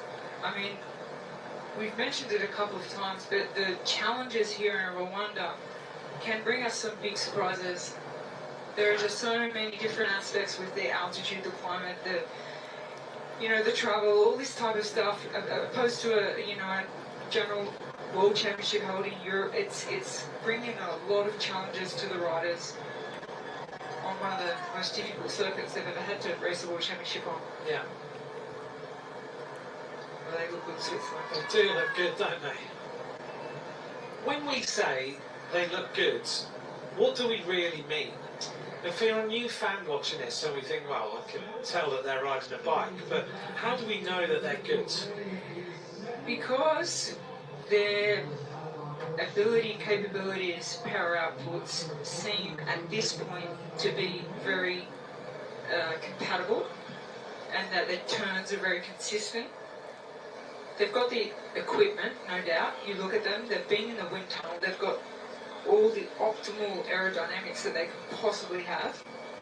But if we talk about why do we think they look good today, at this point, which is very, very early in the race, we must say, anything can happen, they look like they are very in tune with each other.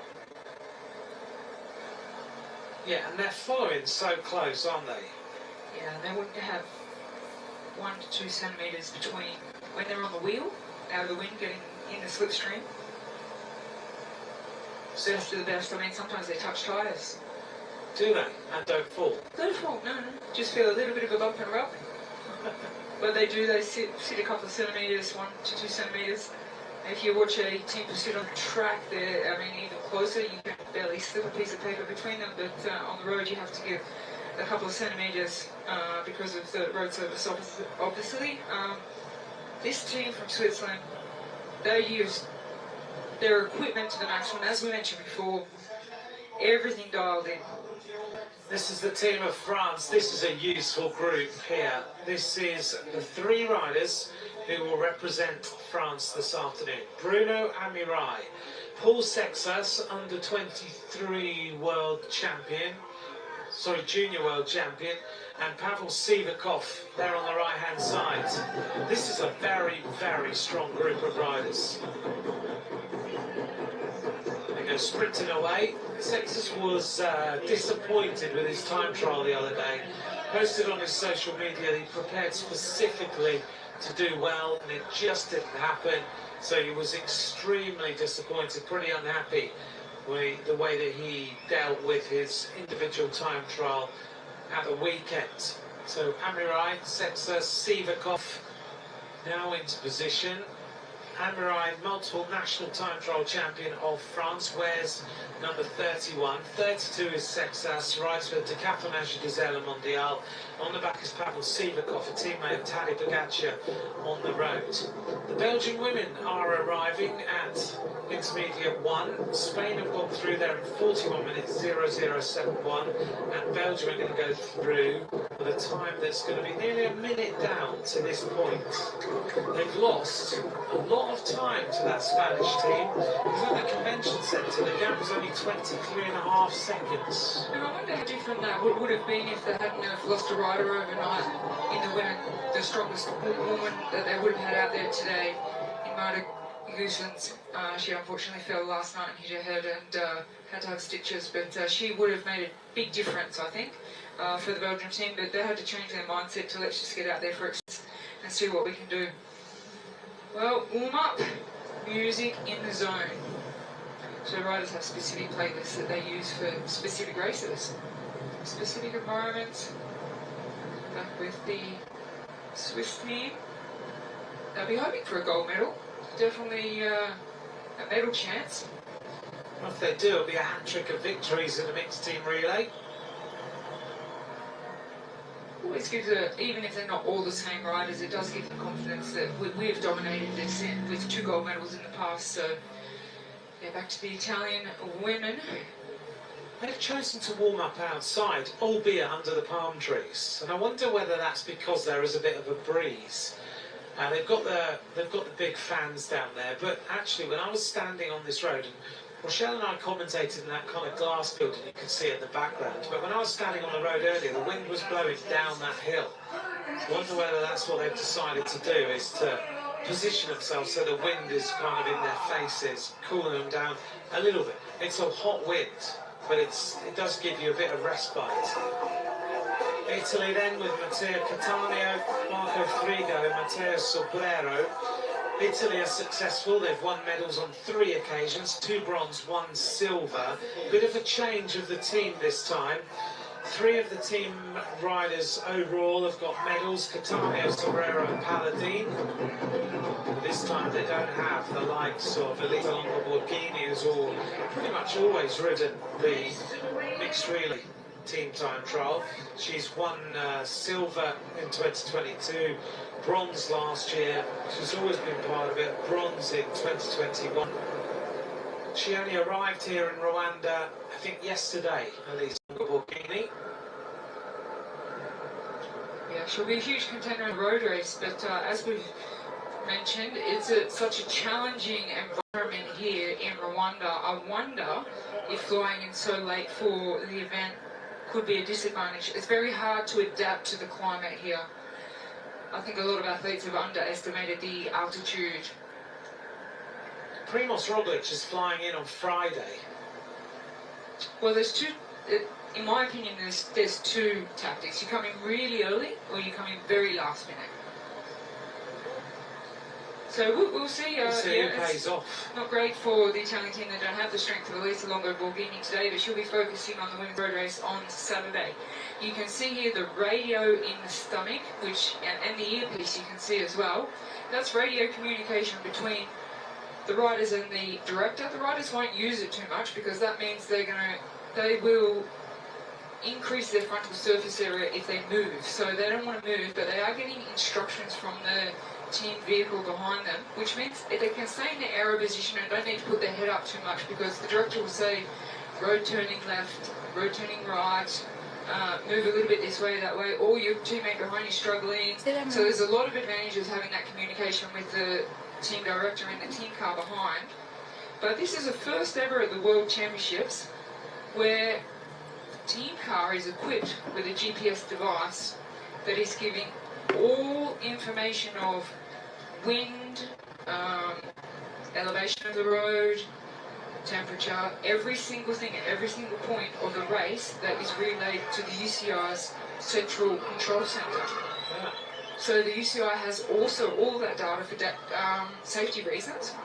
They can also see if a rider's been dropped or has left the course, all of that kind of thing. So it's a huge development in technology and science for team time trialling, any time trialling event. That's good to know they've got all of that information in these cars. Australian men just wishing each other good luck. They're getting ready. The German team are the penultimate team to go. It's the team, Miguel Heidemann, Louis Renidart and Jonas Rudge about to go.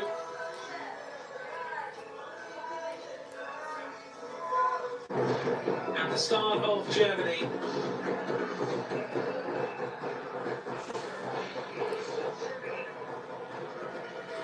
Here's the arrival of the World Cycling Centre to the finish. They're outside the time of People's Republic of China.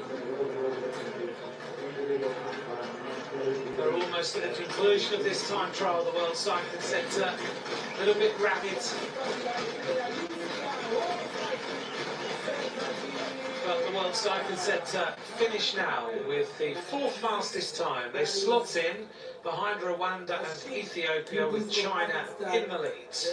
I have a feeling they would have liked to cross the line and move into the hot seat. It was a bit of a shake of the head and disappointment. Place at the moment But for this wonderful. can't always go perfect on the day, you know, especially in a team event where you have 6 riders that need to be on their best on the same day. But China's still there. Yeah, they'll be very, very happy to spent a lot of time now. We've had 6 teams cross the line and they've still not 6. So 6 teams out of 15 on the start list. A very interesting thing about today's team time trial is that there's 15 teams in the mixed relay starting, and they will all gain UCI points. So even if they finish 15th, there'll be 10 points awarded that will be divided between the 6 riders, but the nation will take the 10 UCI points. So it's a big opportunity for nations to gain UCI points, and the reason they want to gain those UCI points is so they can have more numbers of riders at the next World Championships.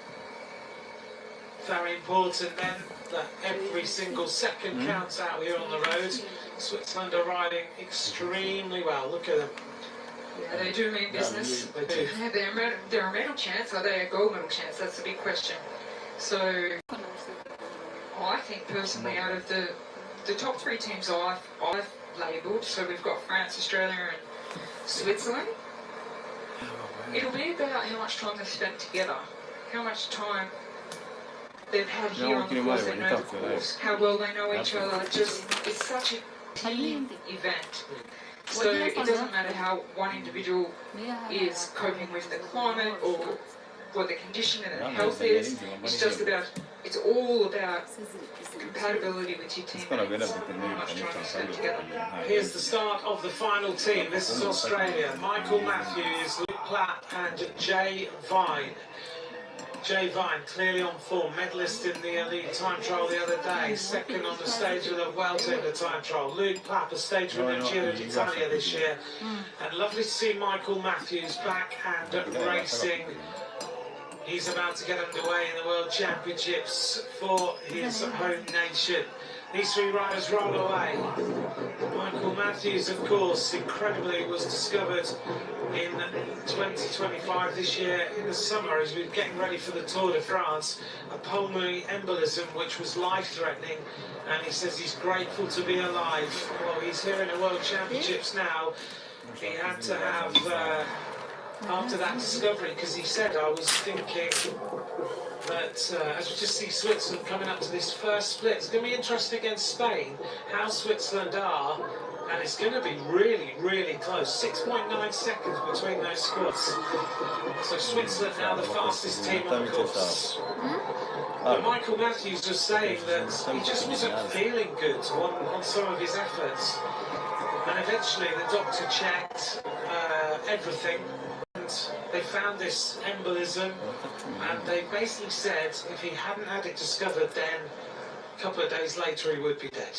It's an interesting thing I just thought about as you were speaking, Anthony, is that a fortunate thing that athletes have is that they are pushing their bodies to extremes very often, which means they are medically tested a lot. So rather than a general person that doesn't go to the doctor so often or thinks maybe I just have the flu or whatever, being an athlete, you have a team of doctors around you that are always testing to make sure you're at your optimal performance. So Mauritius finish, 4th fastest Rochelle, 4th fastest for Mauritius. Yeah, you're right, and as Mauritius crossed the line there, he's lucky that he had all of that around him. Yeah, absolutely, because sometimes these things can just go undetected until it's too late, and very fortunate for Michael Matthews. Great to see him back in racing though, but here's the story of the day so far, because Spain's women are approaching the line. They've caught Ukraine in front of them and they're about to put themselves into the hot seat. The question is whether they're going to surprise everybody and get themselves a medal this afternoon, because this is a fantastic performance by the Spanish team combined, men and women. The Spanish team gave them, at the end of the relay, they gave them what, 2 minutes and 3 seconds on the Chinese squad, and here at the finish they're going to have doubled it, or more than doubled it. That's an impressive performance from Spain. The Spanish woman that's good in there coming into the finish looks so professional. You could see that they have their hands together, which is decreasing the frontal surface area. That tells me they've been in the wind tunnel, they've been training together, they've put a lot of effort into this World Championship mixed team relay. So, yeah, the medal from Spain's going to be abandi bakorera mu masaha That time that they've just posted might abanyarwanda make baba a few of the other teams a little bit nervous. Well, I think it might do, because that's an impressive performance from Spain. Spain rero Spain ekipe ya Espagne ikaba Espanya ifite ahubwo nziza niyo gutsinda abandi bajya The other thing is taking the World Championship here seriously. A lot of these athletes at the top end elite level, they've been in heat chambers, climate change chambers with altitude for 6 weeks, around 6 weeks prior to coming to Rwanda, just to be, acclimatized. So then they only have fewer aspects of the travel, the jet lag, and the air quality, things like that to adapt to, rather than the altitude and the heat. They've already spent 5 weeks. We've got trouble here with the France are just getting into their rhythm as they go downhill. France are now the fastest team on the course, though.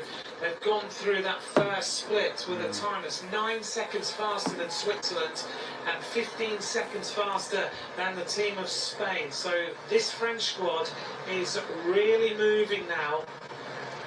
They look good. Well, the French men have completed their lap and they're sitting there hoping that the women can bring it home for them. And I just wonder, like, Well, they're just discussing what goes on here.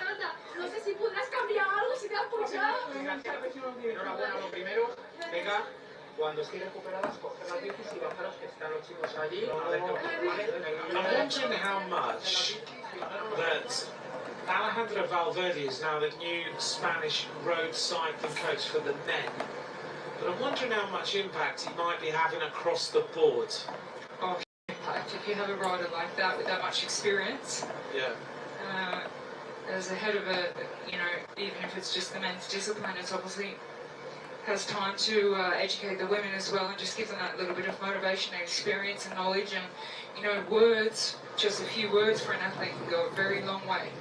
But also, because he was such a winner, he's going to put into that squad, we're here to win. We're not here to mess around, we're here to win medals. And that gives them a lot of belief. Well, the Italian team are in disarray as they make their way uphill. They've already lost a rider, and that's a surprise. Sobrero has been dropped.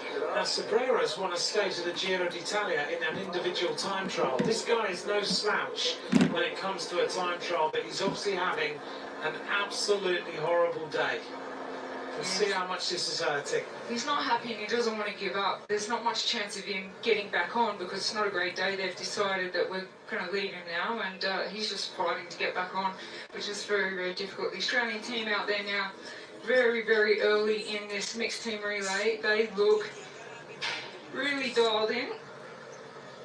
They certainly do. They're looking very strong.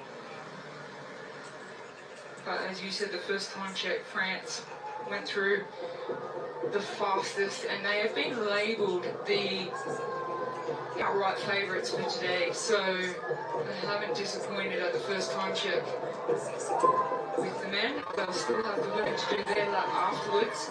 And now look at the Italian riders. Of course, Switzerland.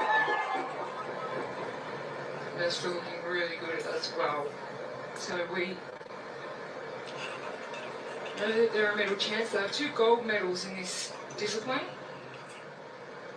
previous years, and today they're looking really, really good. So 3 of them still together. Early stages of this race, they still have the 3 women from Switzerland. You can see that their compatibility at this point, before the fatigue really sets in, it's very, very professional, very short turns. We've all got the maximum sock height, so there has been penalties given out for, it's an interesting rule if you're new to cycling about the length of the socks. They have to be midway between the knee and the ankle. They can't be any higher than that point, and some of the riders pull them up after they have them checked, and then they receive a penalty. The reason for that rule, we just go back to the Belgian women now coming in.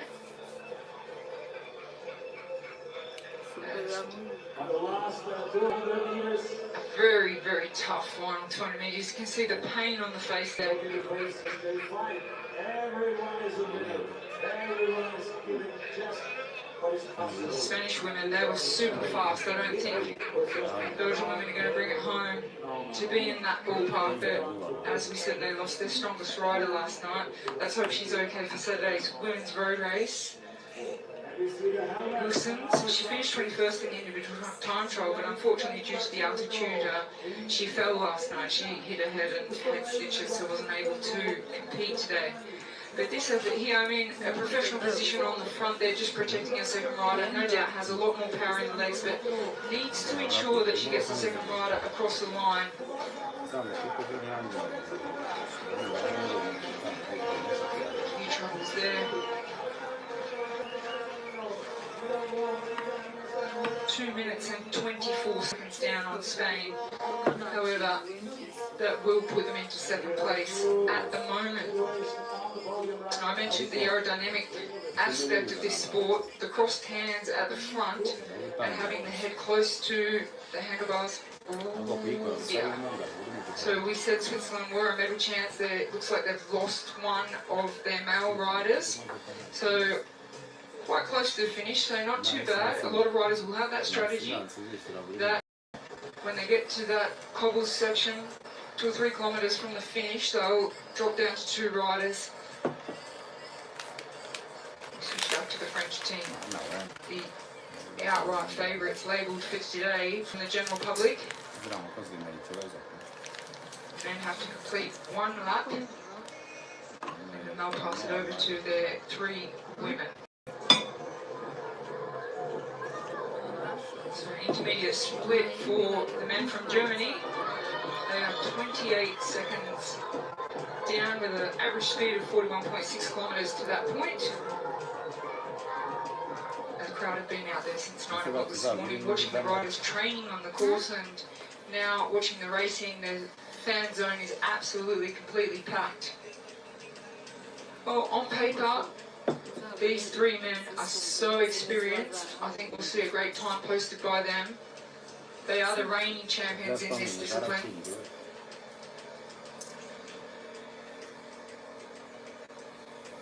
We just look at the aerodynamics there and the materials they use in the skin suits. Spoke about the sock height. Some of the riders that spend more time on the front to reduce their frontal surface area and the wind drag.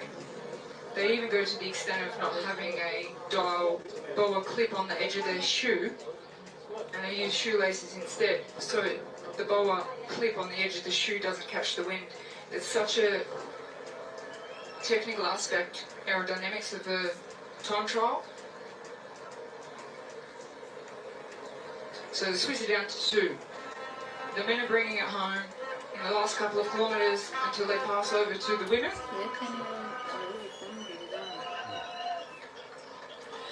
3 minutes 29 seconds. But the last 2 check behind. France, who are the favourites for today.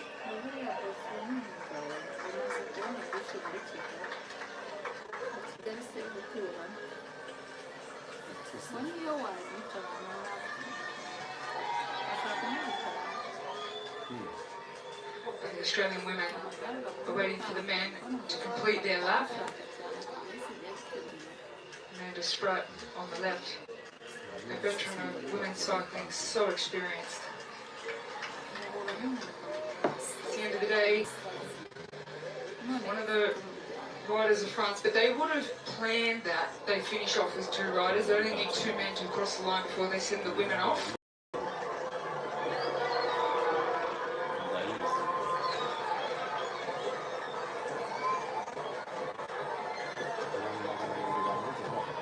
That's interesting.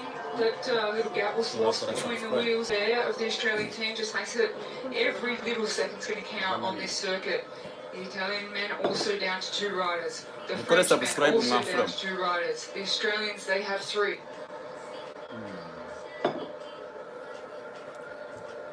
Do you think this is tactical, or it's to do with just the fatigue of the riders, how they've decided to end up with two riders like this?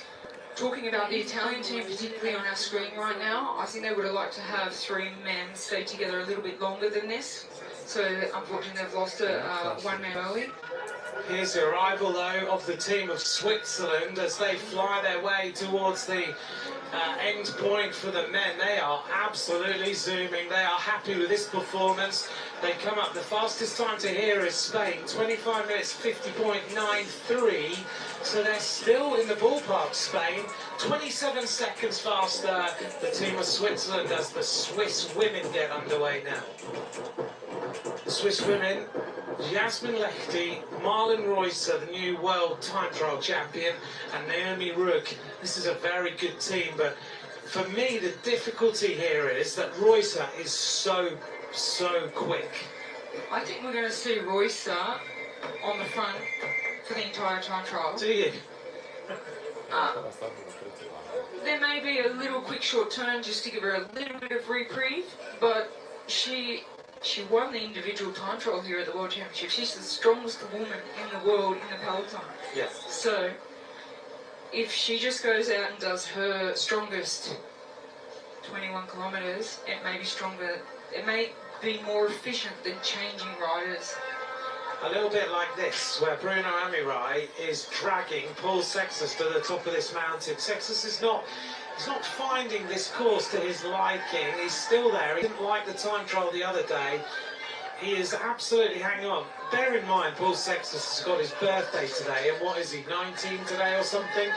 He's an incredible bike rider. He's had a great season, but he's still a young guy. And Amirai is so powerful. We've seen him in the Grand Tours this year, and you can see that little gap opening up between them. Amirai is going to make Paul Sextus suffer. He finally manages to go through there at the top of that climb. Italy now heading towards the top of the climb as well, with Cattaneo and Frigo. These guys look pretty rapid, having lost Sobrero. Yeah, and that's why I say maybe, you know, the team tactic might have been to keep three together for a little bit longer, but they're in the cobbled climb now, so they've got less than 2 kilometres to go. And I think a lot of the stronger teams will have the tactic of let's use a rider up until then, and then we just go for it with everything we've got to the finish. Australia are the fastest team, as we saw, with a split of 12 minutes to 11.19, 11 seconds faster than Italy, France in third place, Switzerland in fourth at that intermediate split. So when we get to the end of this lap, we'll get the real indication of who's in with a chance of the medals. Italy are getting ready with their riders. Their team is Soraya Palladin, Monica Trinca-Colonel and Frederica Venturelli. Here comes the French squad, though. This is good. They're sprinting away for the line now. Amirai on the left, Sextus on the right. They're going to hand over to a very strong French women's squad. Juliette Labousse, Cédrine Cabal and Maeva Squiban. Between them, 3 stage wins in the Tour de France, these riders. Here's the arrival then. It's going to be the matter of a second at the finish. 0.76. 0.76. The women really need to bring this home. This is the team of France that have been labelled for a long time the clear favourites for the gold medal. And the women have got a job to do. It is because of the women's team, because cohesively everyone thinks that they have the attributes to go fast on this course. Juliette Labousse, French champion, one of the best riders in the world peloton on the mountains. Cédrine Cabal, one of the best descenders in the female peloton, maybe the best descender in the female peloton, and a good time trialist as well. A best young rider in the Tour de France Femme, stage winner in the Tour de France Femme, and alongside them, Maeva Squiban, who won 2 stages in the Tour de France Femme this year. Doesn't get much better than that. It's an impressive lineup to bring home the gold medal for France. However, I have a feeling that we might see the Australian men, I mean, the team of Switzerland men have come in around the same time. But if the Australian men come in a little bit faster, then it's really, I mean, it's such an interesting race and dynamics of this mixed team relay. Once we get all of the women's teams out on the course, we'll have more of an indication. But I think, like we said before, the program that France, Australia, Switzerland are probably the medal chances here. So these are the Frenchmen just having given all of their effort, still waiting for their third rider, who went really deep into the hurt box. They have to just wait now. I'll move, wait till the three women complete the course. All sexless, 19 years of age today. It's incredible. Yeah, phenomenal ride. We're getting an aerial view of the Australian team. As I said, very experienced, spent a lot of time together, very knowledgeable. They go through the split, 12 seconds faster than the French. They're the fastest team on the course. So, intermediate 2 is Australia, France at 12 seconds, Italy at 13.5, Switzerland at 15 and Spain at 28. Rochelle, this race is far from over and it's very, very tight. Last year it was 0.83 of a second between the two teams. Yeah, it could be this year as well, as we saw there between France and Switzerland, and then across the line there's less than a second, so it's very, very close. We'll see when the men from Australia come through. Italy, well, they're approaching the finish. The Italian team is nearly at the finish line. The Italian women are ready. They've got some great time trialists in here. Venturelli is super fast. Paladin is strong. Trinket Colonel has been one of the revelations of this season. The Italians just losing the wheel on the run up to the finish as they just try and haul this one home. It is Catania who just loses the wheel a little bit. Almost at the line now for the Italians. They get underway. 14 seconds down. That means we have France in the lead there, Switzerland and then Italy. In the hot seats are the finisher Spain. They've completed the course, of course. So at the convention centre at the end of lap 1, France, Switzerland, Italy, and we wait the arrival of Germany and Australia, but I think it's going to be only the Australians as they say goodbye to Luke Clapp. Yeah, like I said, these teams will have a tactic with the men and potentially also the women when they do their lap to drop one rider when they get closer to the finish of the lap. This is quite early, I think, for the Australians. I think they would have liked to keep three together until the cobbled climb. Yeah, me too. And they're about to hit it. I'm really inspired and impressed by Michael Matthews and the fact of what he's gone through this year. And here he is on the wheel of Jay Vine, a medalist in the World Championship time trial, a revelation of the Welter this year with the King of the Mountains and his double stage wins. And yet Matthews is giving his all for his country to try and bring home a gold medal. It's such a hard discipline of a team time trial where you are on your limit for the entire time. It's so impressive to see. He's also a very, very, very nice guy. So we grew up, locals in Australia, and he'd often come to our property ride motocross. And he's talented in so many areas. He's also very, very, he's very educated. He does music. He can dance like you've never seen anyone dance. He races motocross, he can drive race cars, and he's a professional cyclist, and he's back, and it's so great to see. Such a genuine guy, he's got a good support family and team around him. But also to have the mental strength to say, I had that, I'm okay now, and I'm going to come back at world level so fast. That's hard to do. This is impressive because Flappy is an individual time trial specialist. We would probably expected with Michael's difficulties that he might be the first one to be dropped, but he's going to bring it home for the men, and then the Australian women will set out to do their lap of the mixed team time trial relay. And we're getting close then to the end for Australia. Let's see how they go. They switch positions on the cobble climb. You asked Anthony before if there's an aerodynamic advantage. Mentally, definitely an advantage having a wheel in front of you to follow. Yeah. This gradient is a lot steeper than we see on our screens. It's such a brutal, brutal cobbled climb. There's the Italians. Sobrero won't be very happy. He didn't look comfortable at all. Everyone knows just how hard this is.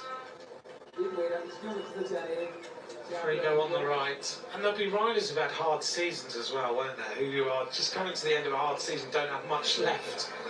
The German men now arriving. They've not really been in the ballpark at all. They're going to hand over, though, to a very strong women's team. So the finish now of Germany and the start of the German women there on the right-hand side with Franzi Koch, Liana Lippert and Antonia Niedermeyer. Germany always producing very strong female time trialers. The thing is, I don't see Liana Lippert in that team.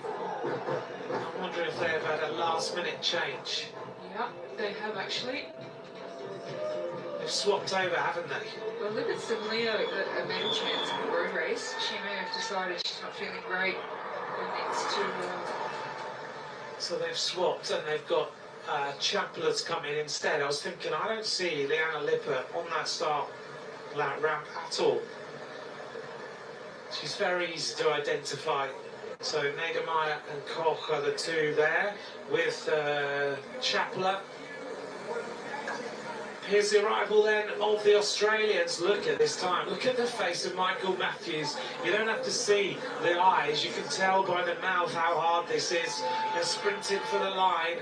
Jay Vine, who rode this climb 12 seconds faster than Remco Evenepoel in the individual time trial the other day. That's how he's making Michael Matthews hurt this much. They're going to give their team a significant advantage into this final phase for Australia. Brodie Chapman nods her head. She knows that this is a big opportunity. Australia, top of the leaderboard, 33.3 seconds over France. 33 seconds over France. Well, I'm going to point out one thing here. Could you imagine if the Olympic gold medalist Grace Brown didn't retire directly after the Olympics and was in this squad with the fourth place rider here in Rwanda and Amanda Spratt, who has phenomenal time trialling experience? It would be a super women's team. But it is a strong women's team. They've just got one developing rider, but they'll have spoken about how they can get the most out of that rider. But France will be under a bit of pressure now, just seeing that they have to make up, the French women have to make up that 33 seconds. I'm wondering how Felicity Wilson-Huffenden is going to ride this time trial. I wonder whether, because she put on her social media after the under-23 time trial, she rides for Lidl Trek. She was in the medals all the way through until the final 2K and she cracked on the cobbles. So do you think that she's just going to go all out until for as long as she can, and then she lets Spratty and Brodie Chapman ride the cobbles? It could, yes, definitely be the case, Anthony. As we just watched how deep the Australian men went, they are absolutely empty. They emptied the tank, and that is a really good feeling for an athlete when they know they've been able to give absolutely everything. They couldn't have done much more to put themselves in a gold medal winning position. It's all up to the Australian women out on the road, as we now see the German team. They look good, don't they, the German women? The German women are always a very, very strong time trialling discipline. Niedermeyer has won a silver medal before. Last year, she was a member of the team who was 1 second, not even a second behind Australia. Franzi Koch was also there. Liana Lippert now not in the team, so Chapler to try and deliver the medals here. But they're a strong squad. We know how powerful Franzi Koch and Antonia Niedermeyer are. Niedermeyer is extremely strong in an individual time trial. We go back in the past, she was bronze medalist in the junior world time trial. Here's the Swiss women coming up to this first split on this lap. Going to go ahead of Spain significantly. Wow, look at the time. 1 minute 32 seconds. And I think you're right, Marvin Reusser is basically dragging this team along. Yeah, just over 21 kilometres for Marvin Reusser. I think the strongest woman a time trial bike in the peloton in the world at the moment, and she's just said, I'm going to take a little breather on this downhill section. And immediately, Naomi Rook asks Lechty to go through. The Italians have lost a rider, Soraya Paladin. That's surprising. An extremely strong rider. Maybe that's the tactic. Paladin has done as much as she can. Here's the Australian women. On the front is Brodie Chapman. Rode so well in that individual time trial the other day. Was she fourth in the individual time trial? They've really given Brodie Chapman so much confidence. As we see Amanda Spratt on the back, number 5. She's a veteran of women's cycling with so much experience. They're still recovering. They did the best job they could to put themselves in a gold medal winning ride. Now they just have to wait and see what is possible. Here's the French women. Switzerland have ripped their way up this climb. On the front, this team, Juliette Labousse, setting the pace, and it's hurting Mavis Squiban, number 36 there, who's an immense climber, just desperately sprinting to stay with Juliette Labousse and isn't really able to. Labousse just going that little bit too hard for Mavis Squiban right now. So the French maybe not as cohesive as we expected. Well, like I said, Anthony, it's been interesting that they've been labelled the outright favourites, because when I look at the strength of the Australian team, they have maybe one weak link there, but they're so experienced. We have a real race on our hands here. We definitely have a race on our hands. Welcome to the mixed relay team time trial. We're in the final phase now. All the teams are out on the course. It's all about how fast they can do this course as women riders and who will take the medals. Back here with the team of France. On the back is the rider wearing number 34, Cédrine Kerbal. Just weaving a little bit. On the front still is Juliette Labousse. They seem to have recovered a little bit. The Frenchmen watching the women almost now at the top of this climb, heading towards the intermediate splits. Well, we've been talking about the aerodynamics of time trial, and one thing I've noticed that's quite interesting is only the Australian men and the French men were wearing long sleeve in this heat. It's more aerodynamic to wear long sleeves. It does catch a lot of the wind in the frontal surface area. They're the only two teams in the men's French and Australian teams that chose to wear the long sleeves. You can see these women have been in the time trial wind tunnel because they've got an optimal setup with their hand position, their head position, their back position, everything optimised. This is the point where... This is a problem. Royce has got a big problem here for Switzerland. Well, this is a huge problem. This could put Switzerland out of the medal contention. This is not good news. Royce has to have a bike change. If it's a quick bike change, I think he'll get back on and pull him to the finish. Otherwise, it's all over. It's not a super quick bike change. Well, look how far away the team are. This is not good news for the best rider in the team in the time trial. I don't know what happened, whether she had a puncture or something, but Royce immediately, no, she shakes her head. She doesn't want anyone to speak to her, maybe. As you can see the riders in front, suddenly the tables have turned a little bit. At the point, the last point, it was Switzerland 20 seconds out of France. Spain at 1:32. Suddenly the French have got a big chance now. Absolutely. That's a huge disappointment for Switzerland because they were a medal chance. I think the two riders in front will sit up and wait for her. Cédrine Kerbal swings across the road. She is an immense descender. You remember her stage win in the Tour de France Femme where she went ripping down the descent and no one could follow her. She is extremely quick. Look at the speed now of this French squad. 84 kilometres an hour. Now they hit 85. I believe the men got up to 100 kilometres an hour. Wow. And then a U-turn. So it's a very technical circuit. They're going and they're running out of gears now. It's all about just going flat out, full stick, all the way to the bottom of that descent. This is the Italian women. This doesn't look like it's going so well either. Trinca Colonel on the front, Venturelli, look at the gap between the wheels. Venturelli is right on her absolute limit. Trinca Colonel is super fast. Venturelli's no slouch at a time trial either. Look at the way she's fighting here, Rochelle. Every pedal stroke. Yeah, it all comes down to the day, doesn't it? You can be on, you can be off. You know, it's just such a challenging environment and circuit here in Rwanda, which makes it so unpredictable. Trinca Colonel. She was the rider who was discovered riding the Gran Fondos in Italy, and now she is one of the best riders in the world. Venturelli will get a little bit of respite. This is the problem, having lost a rider so early. But they just don't have anyone to change with. Soraya Paladin, you would have expected to be the stronger rider, but just obviously having not a great day. They're dragging themselves now towards the next split. Intermediate 2, Spain are the fastest team there. This is the split for Italy.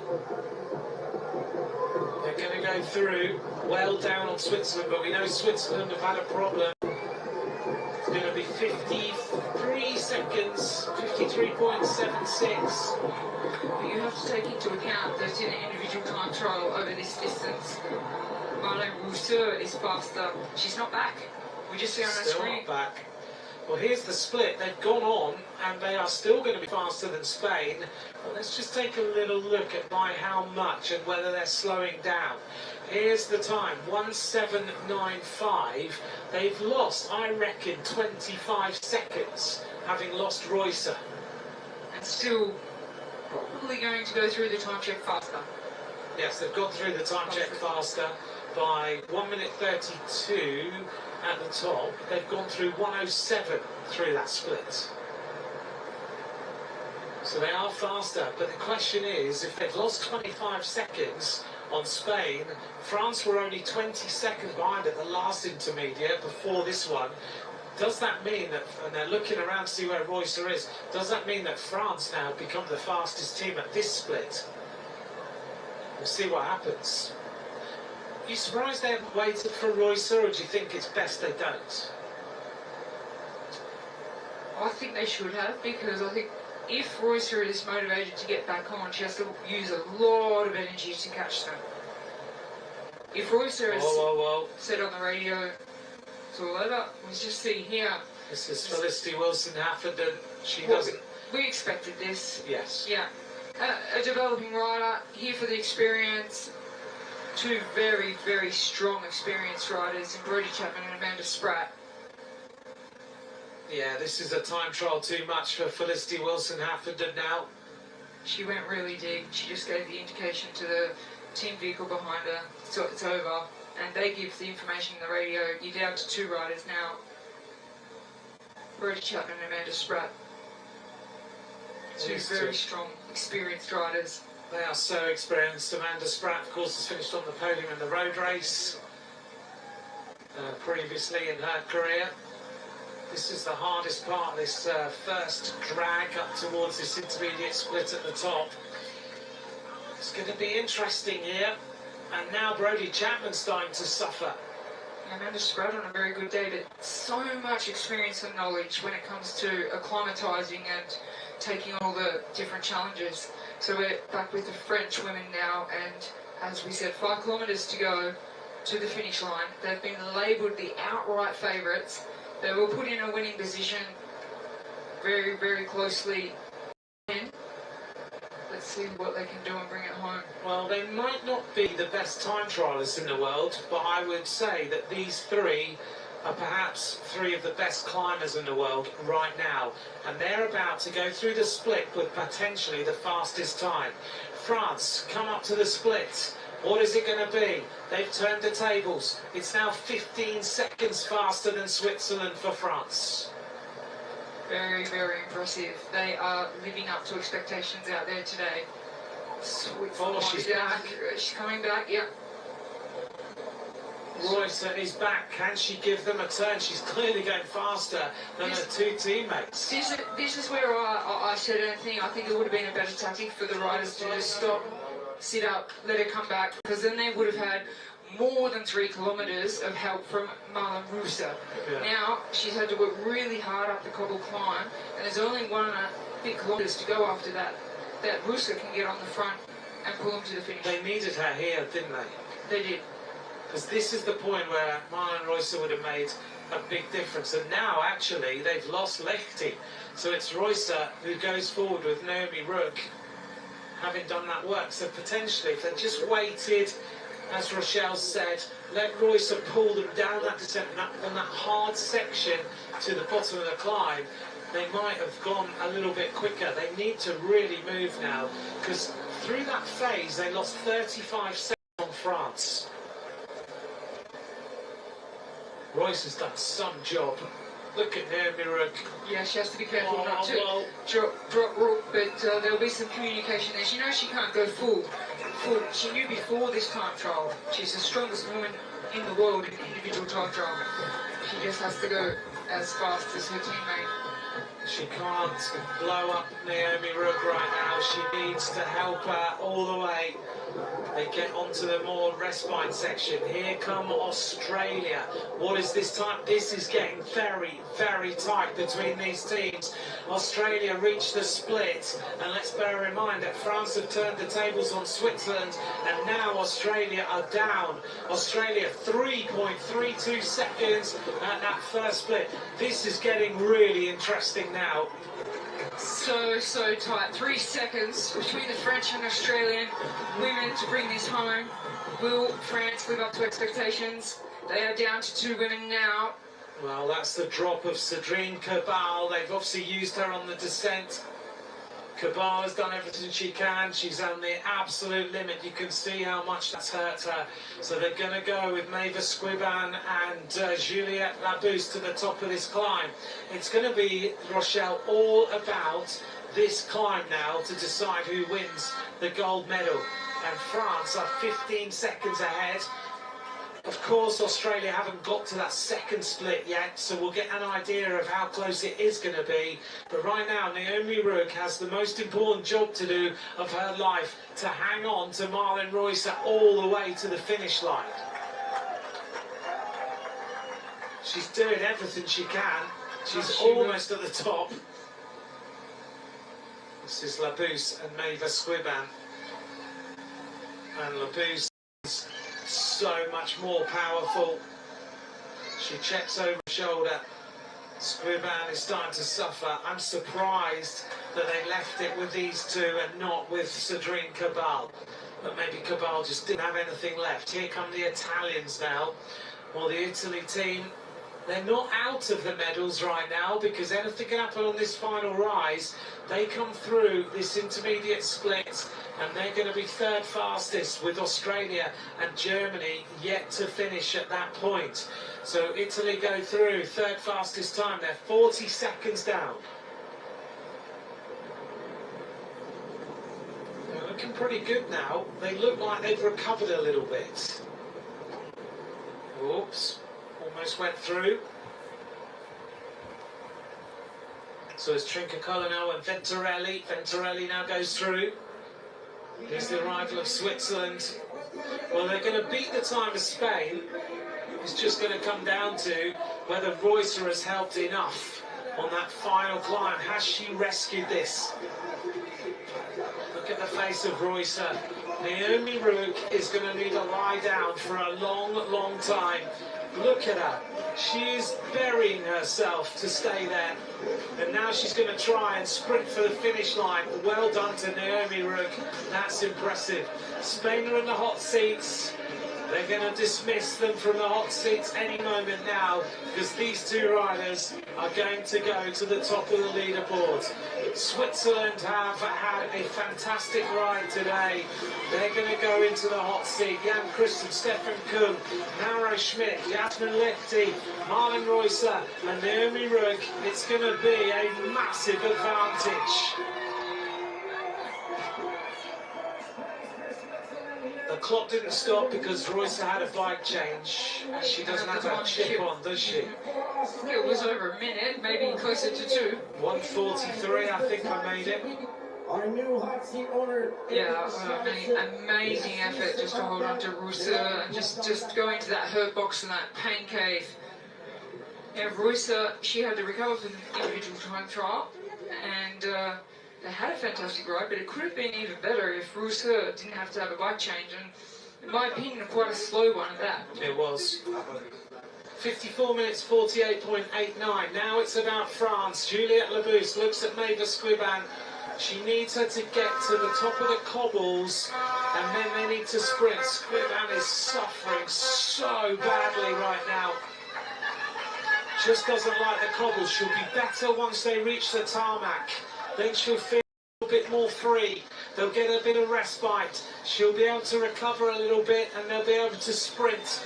Because she's a great climber. She just doesn't like the cobbles. Squiban now gets into the aero tuck. Labousse looks for her. She gets the bottle. She takes a drink. Now they need to settle in. 1,000 metres. It's going to be really tight, Rochelle, because Switzerland finished at 54.40. Super close racing. We saw the Swiss and French men come in and put them on an equal footing to go out there and the women to compete against each other. The French women have done a really great job. Squiban waiting for her moment to try and go through. Maybe she will, maybe she won't. Labousse is quite happy. Whoa, don't touch the wheels. Labousse being the stronger rider now, just trying to bring it home for the French. They are just sitting in anticipation with less than 500 metres to go. Thomas Vogler looks very stressed at the finish line right now. Juliette Labousse, Maeva Squiban. It's all about this sprint now over the last few hundred metres. Labousse looks around and gets ready. Maeva Squiban is with her. They're sprinting to try and beat the Swiss squad to the finish line. Look at them cheering him on. Thomas Vogler, he looks so stressed. Oh, they're going to do it. This is the time now. They need to sprint. Labousse and Maeva Squiban going for the finish line. Two of the most talented climbers in the world. 54 minutes 40 is the time to beat. It's going to be very close. Is it going to be the fastest time for France?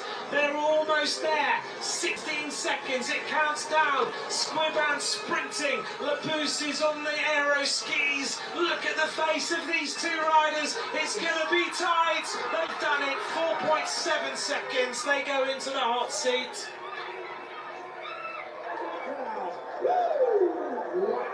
Well, to this point, they've lived up to expectations. They're sitting in the hot seat with 3 teams to finish.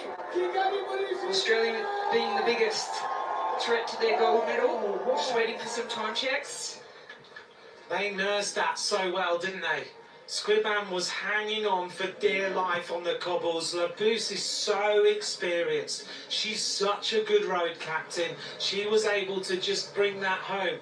Here come Australia now. This is going to be really tight. 13 seconds. The Australian women are ahead as we head towards the final climb of this race. Can these two riders blitz their way up the cobbles and take the gold for Australia for the second year running? It's going to be close. Well, if I recall, they had a 33-second advantage when the women took off from the start ramp. So they have lost a lot of time over the French.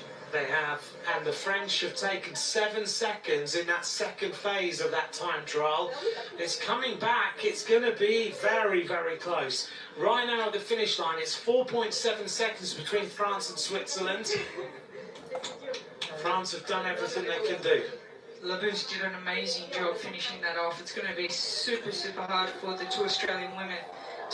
They're 13 seconds ahead, but that last cobbled climb, you can lose a minute. It's so decisive. But Amanda Spratt is such a good climber, isn't she?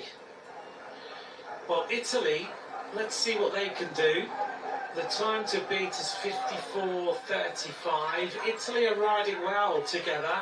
Earlier on it looked like they were, oh, I don't know actually, now it's starting to hurt. Torelli Strinker-Collar now is the fastest rider in this team, isn't she? Look at Venturelli. She drags her way back into the wheel. It's the mental toughness of these riders that is so impressive. I'm not so sure they're going to make it, you know. Under the red kite, they may well be heading for 4th place. Let's see what it's going to be. Italy, downhill. Only one team after this to reach the top of this climb, and that will be Australia after Germany. We haven't seen the German team for a while.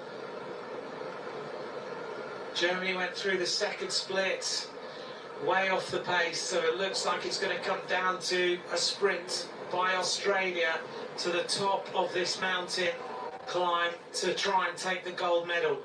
It was so close last year, it might come down to similar today. Italy's time goes by. Right now, to get in the medals, you need 1 minute 50, but Switzerland, I think, are safe with a medal.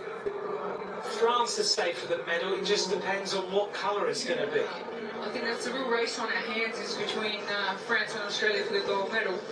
However, I think the French team will be quite confident that Australia went through that time check, 13 seconds down, but still with the cobbled on the hardest section, with the most decisive section of the circuit to go. So, it's all up to the Australian women out there. Now, what can they do to bring it home? Can they hold on to that 13 seconds? Italy are finishing, a tired team. What a ride they've done. It's been a tough one out there. They're going to be faster than Spain. They're going to put themselves into the bronze medal position. But unless Australia absolutely crack, it may well be that this team finish 4th. Let's see what the time is going to be here at the line. 3rd place for Italy, 45 kilometers an hour. France will be chewing their fingernails right now. So Italy is going to have to sit back. 2 more teams to finish. Yeah, according to the time checks, they may not be concerned about the German team, but oh, now Australia, this is, like I said, the cobble climb, you can lose it a minute. It's so decisive, and they only had 13 seconds advantage over the French at that mid-intermediate time check. So, what can the Australians do? Not far to the finish now. They need to get up the top of this cobble climb. They will turn to the left and see the 1 kilometre to go sign. She looked like she was in trouble, but she's now gone to the front to give Amanda Spratt just a little bit of a wheel to sit on. So she was obviously just feeling at that little section, and every single part of this climb gives you something else. Brodie Chapman looks for Amanda Spratt to try and come through. Spratt's taking her time. She obviously was not able to go with that. Concerned Michael Matthews, he really wants that gold medal, it's so close. They won the gold last year. Australia, they've also taken a bronze before. Matthews and Platt were in the team that time in 2022 when Switzerland won, but Spratt has not been able to give Brodie Chapman another turn. She tried to get into the Aero skis, she couldn't do it. The time to beat is France's 54:35.71. Can Amanda Spratt go back through? But Chapman, we know, 4th in the world the other day. She knows what this climb is like. She knows how to ride it. She's had that experience. The French team are waiting. This was in trouble. Oh, this is not good news. The French team have taken a silver medal in this discipline before, never taken the gold. Spratt is starting to drop back a little bit here. She's not so great on the cobble climbs like this, is she? But put her on the tarmac at the top like Mavis Skuban and she'll be all right. Absolutely. She's a small light rider, struggles on the cobbles. Obviously in Australia we don't have cobbles, so you're not brought up in juniors, you know, riding cobbles and things like that. But she's doing a good job. She is doing a good job. There she is, hanging on. Just asking Brodie Chapman to do the work. She can see the top of the climb. You're seeing right now that at this point in the race, the gap is 8 seconds. This is going to be so tight at the finish line between, and Amanda Spratt right near the top of the climb just falters a little bit. Brodie Chapman checked over her shoulder. She probably got a little bit of information into the race radio. Can Australia bring this home? Chapman checks. Spratt has made it back onto the wheel. Now they need to put the hammer down. They need to go flat out, full stick all the way to the finish, try and win the gold. This is going to be a possibility. It's going to be close. It is going to be close. Australia versus France. France have crossed the finish line. Watching the clock. Australia still with an advantage of 8 seconds. Germany finished now 4th fastest time, so they push Italy down 1 place. Brodie Chapman is emptying the tank. The time to beat, 54 minutes 35.71. Can Amanda Spratt give Brodie Chapman one more turn just to help out, or will they just sprint for the finish? They're doing 52 kilometres an hour. They've got around about a minute to get to the line, and it's going to be very tight. You'd normally say 500 metres, done. Game over, gold medal Australia, but that's not the case because this last 500 metres can take you a minute. Michael Matthews, Jay Vine and Luke Plapp are literally running for the finish line. Is it going to be gold or is it going to be silver? Are France going to start the Marseillaise or are we going to have the green and gold of Australia? It's closing down now. Look at Michael Matthews' face. They've got 32 seconds to get to the finish line. Amanda Spratt hanging onto the wheel of Brodie Chapman. The time to beat is 54 minutes 35.71. The Australians are celebrating almost, but Spratt has lost the wheel of Brodie Chapman now. 54, 35, 7-1. The finish is almost there. 8, 7, 6. Australia take the gold by 5 seconds. I called it, Anthony. France were the clear favourites in the general public, but I looked at that piece of paper of the Australian team. I think maybe knowing the athletes personally made me think, hang on a second, why is everyone saying that France is the clear favourites? Because that piece of paper for the Australian team, well, wow. Amanda Spratt, she has gone deeper in this race than in her entire life. She's had a huge, very long career. You see her Olympic rings around her neck. That is one of the most experienced riders you'll ever see, and she has just held the wheel of the 4th place individual time trial here in Rwanda. And my gosh, will she be in a world of pain for the rest of the day? Poof. What a performance by Australia. Brodie Chapman had to be dragged off her bike. Amanda Spratt hang on all the way up that climb for dear life.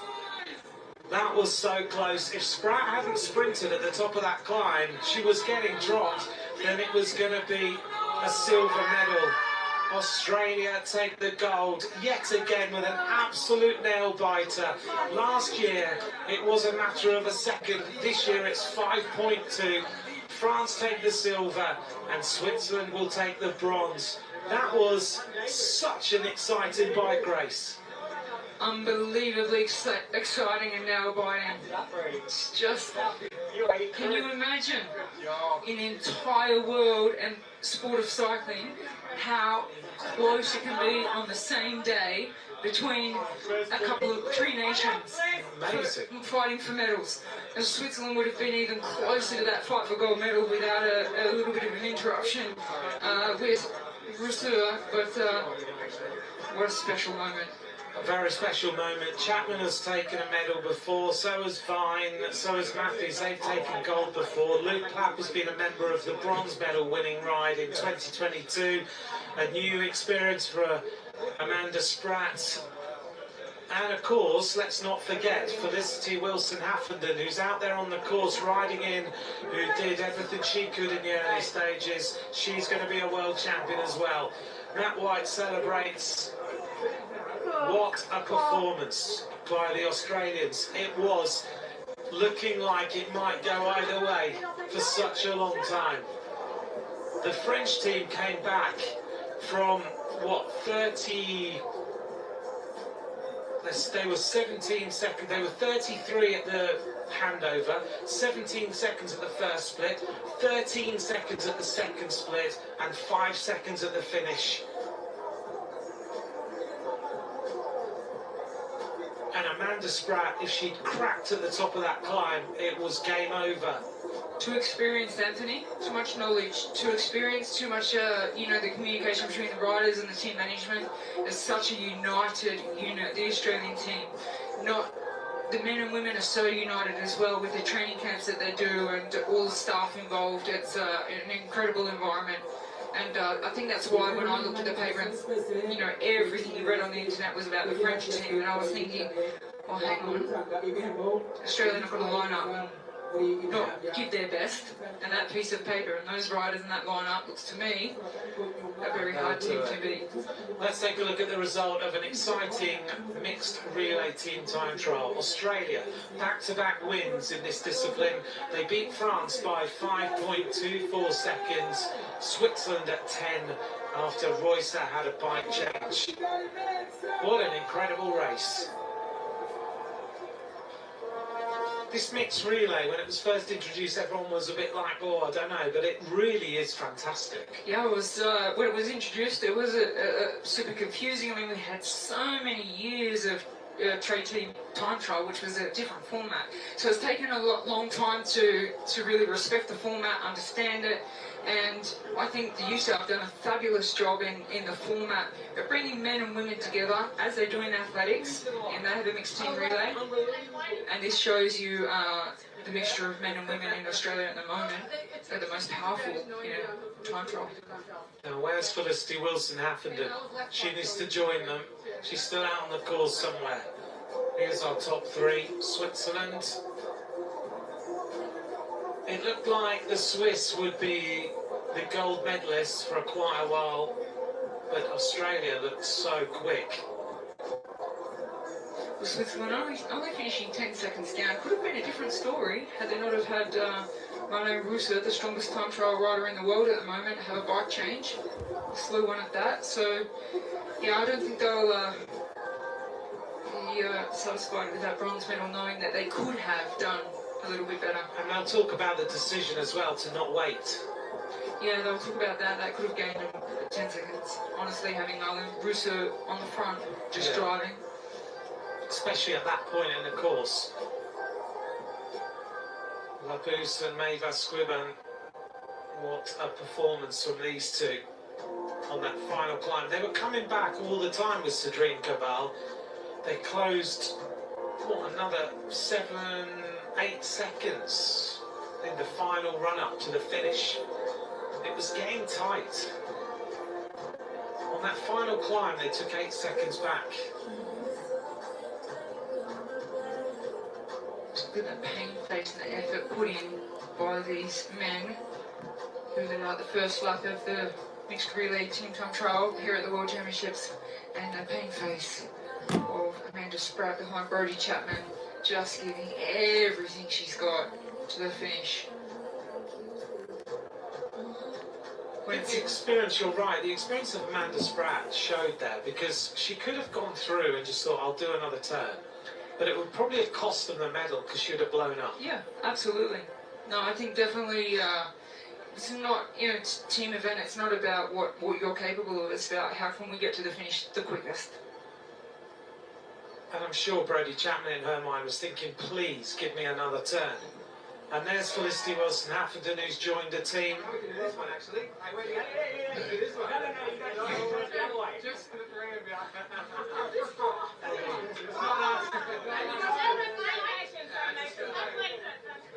Jade Vine did that over the finish line in the welter. In some countries, you wouldn't really have the fingers that way round.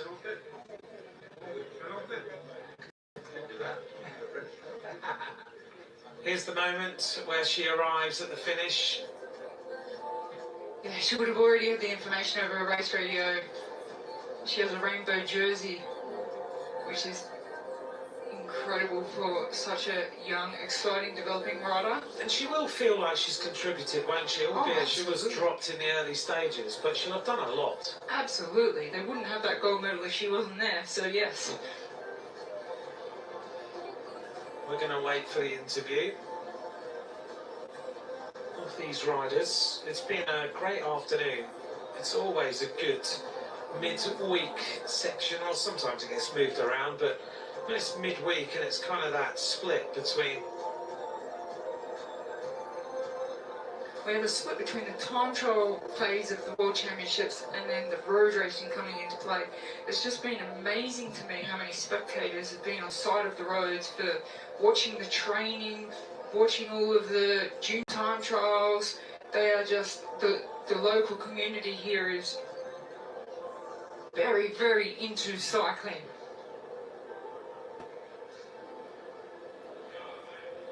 We're going to hear now from the winners. Congratulations, Team Australia, for another world title. First of all, a word with you, Amanda. Take us through that final stress, so eventful. Did you hear the shouting? Did you hear the speaker? Yeah, I knew, like, from the cobbled climb on, it was just going to be like hell, just push through, and Brady was so strong in that last part. And I knew I just had to hold the wheel and it was going to be close, and I could hear Whitey, our director, just screaming to sprint, and we knew it was close, but just so special. It's my first time doing the Nations Teams time trial, and just incredible to pull it off with the team. It makes it just even more special to be, again, a world champion. Yeah, exactly. I know the guys won the world title last year, and I'm really proud to be here this year, so yeah, very, very happy. Michael, there was no way you were going to give that title up here in Kigali. Yeah, it's not often we get a chance to ride with other Aussies like this in a full Aussie event, so I think we had full focus for this after we won last year, so just being back with the team, mixing it with the girls the last few days and just putting it together today was the cherry on top of the cake. It was really a dream team, this Australian team. Everything worked perfectly? Yeah, I would say as perfect as it could. I mean, we only arrived a couple of days ago. We only saw the course for the first time yesterday. Didn't even actually do any pace lining on it to really test it, but we know, I mean, the two guys were top 10 in the individual time trial. The girls also had amazing time trial teams, so I just had to hang on and do the best I could with the ability that I had in my legs, and yeah, today it worked out. Enjoy the podium. Thank you very much. Thanks very much.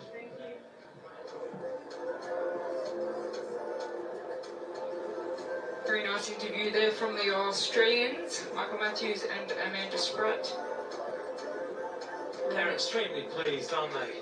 They are. I think in sport in general, when you win a medal in a team event, it's so much more emotional than an individual event, because everybody has to be on their best form on the day, and their entire 6 of those riders gave their absolute best performance on the day, which is not easy to do. No, it's not, is it? You can see just, and especially on a course that is this rolling with the cobbles and everything else you have to deal with, and you really have to think it out. Who is the best rider for this bit? Who's going to help us here? It's not, it's a jigsaw puzzle, isn't it? It was so interesting to hear Michael Matthews say they only flew in a couple of days ago and only saw the course for the first time yesterday. That just goes to show how much unity the team has. They know each other so well, they spend so much time together. They have a great development program that starts right from an early stage in Australia, where they have them come and live in Europe and race in Europe together. So, you know, they have Matt White as the director there. Amanda Spratt said at this point he was just yelling in the radio, sprint, Spratty, sprint, Spratty, sprint, sprint, sprint. And that's when pain doesn't matter anymore, it's just what you're capable of. Yeah. And it's almost the director shutting out the pain as well. That was getting close, wasn't it? You could see just how tight it was going to be. The looks on the faces of Luke Plapp. He was just looking, thinking, I'm not so sure this is going to go our way, but it ultimately did. Yeah, it might take a little bit to sink in too, for the riders that haven't worn a rainbow jersey before. When they get on the podium and they pull on a rainbow jersey, and as we've mentioned, the fan zone here in front of the podium is absolutely shoulder to shoulder packed. There is no capacity for anyone else, so it's loud. They love their drums and their hearing, so it's just an amazing atmosphere. So I think it's going to really touch home for a lot of athletes on the podium. From Australia, putting on that rainbow jersey is just an experience. Well, Bradley Chapman, of course, won last year. Jay Vine did, and Michael Matthews. Luke Plapp and Luke Platt, Amanda Spratt. Felicity Wilson-Atherton's won a junior world title before. So there's it's the first experience in the next relay time trial for a number of these riders.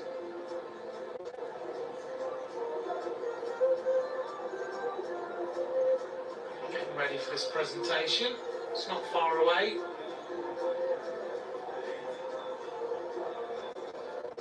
We have to think what the French are feeling, because they did really have a mishap. It looked like they had, I mean, we don't know the inside details, but they've been beaten by a better team on the day. But when you come into a championship and the media and the general public call you a clear favourite for the win, there's a lot of pressure. There is a lot of pressure. It is, you're right. They're getting ready then. They're going to head forward for this presentation. Yeah, it's a lot to shoulder, isn't it? Yeah, I mean, they would have loved the French to take home the gold medal and live up to expectations of the general public, but I think they would have known that they had a real tough fight on their hands with the lineup that Australia had. I've never seen Thomas Vogler that stressed. He's never that stressed. You have to take your mind back to those days at the Tour de France. Yeah. In those moments. Take action, stay as a group, or to run, and just walk over that time.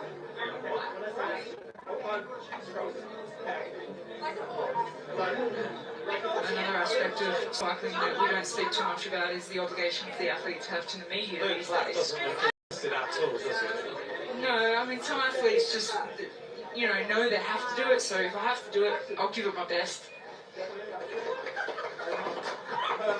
And now when you've got your rainbow jerseys, we're going to come just do that again. Why? Thanks, guys. Why are they doing that? Right in cycling shoes, I wouldn't do it. Would you? With very fatigued legs and lactic acid, dizzy head. Yeah, but they want to give what the media and the journalists want. So the protocol after winning a medal here at the World Championships is that the teams that have won a medal have to do a flash interview. We've seen from the winning team, Michael Matthews and Amanda Spratt gave that interview for Australia, and then they will be getting ready for the podium, and they'll do the podium, and then they're obligated to go into the mix zone where they have all the nationalities' TV programs, and they'll have to give interviews in there. So they're all an obligation, and then they're doping control as well. So if you win a medal at the World Championship and you have an event the next day, some riders feel that it's a lot to deal with because they just want to get back and recover. Yeah. This is the anticipation when the women were coming to the finish line.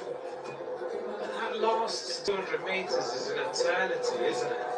It's such an eternity. From 500 to go, it takes so long for 400 to come, 300, such a long way. That V8 Barbel who looks after the finish line, one of the best cyclocross riders of his generation, and he's here as the technical person looking after the finish. And Michael Matthews kind of looked at him like, can I get away with being on the finish line here? And he kind of just turned his head and looked away. Come and celebrate. You deserve it. What's good is that he has been a rider. He knows what it means to these riders to be there for their arrival of their teammates.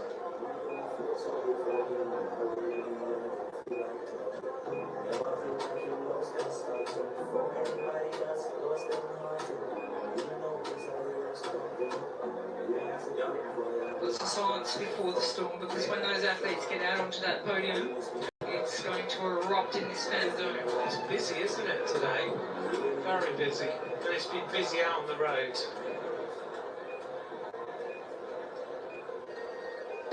Here we go, this is the medal ceremony.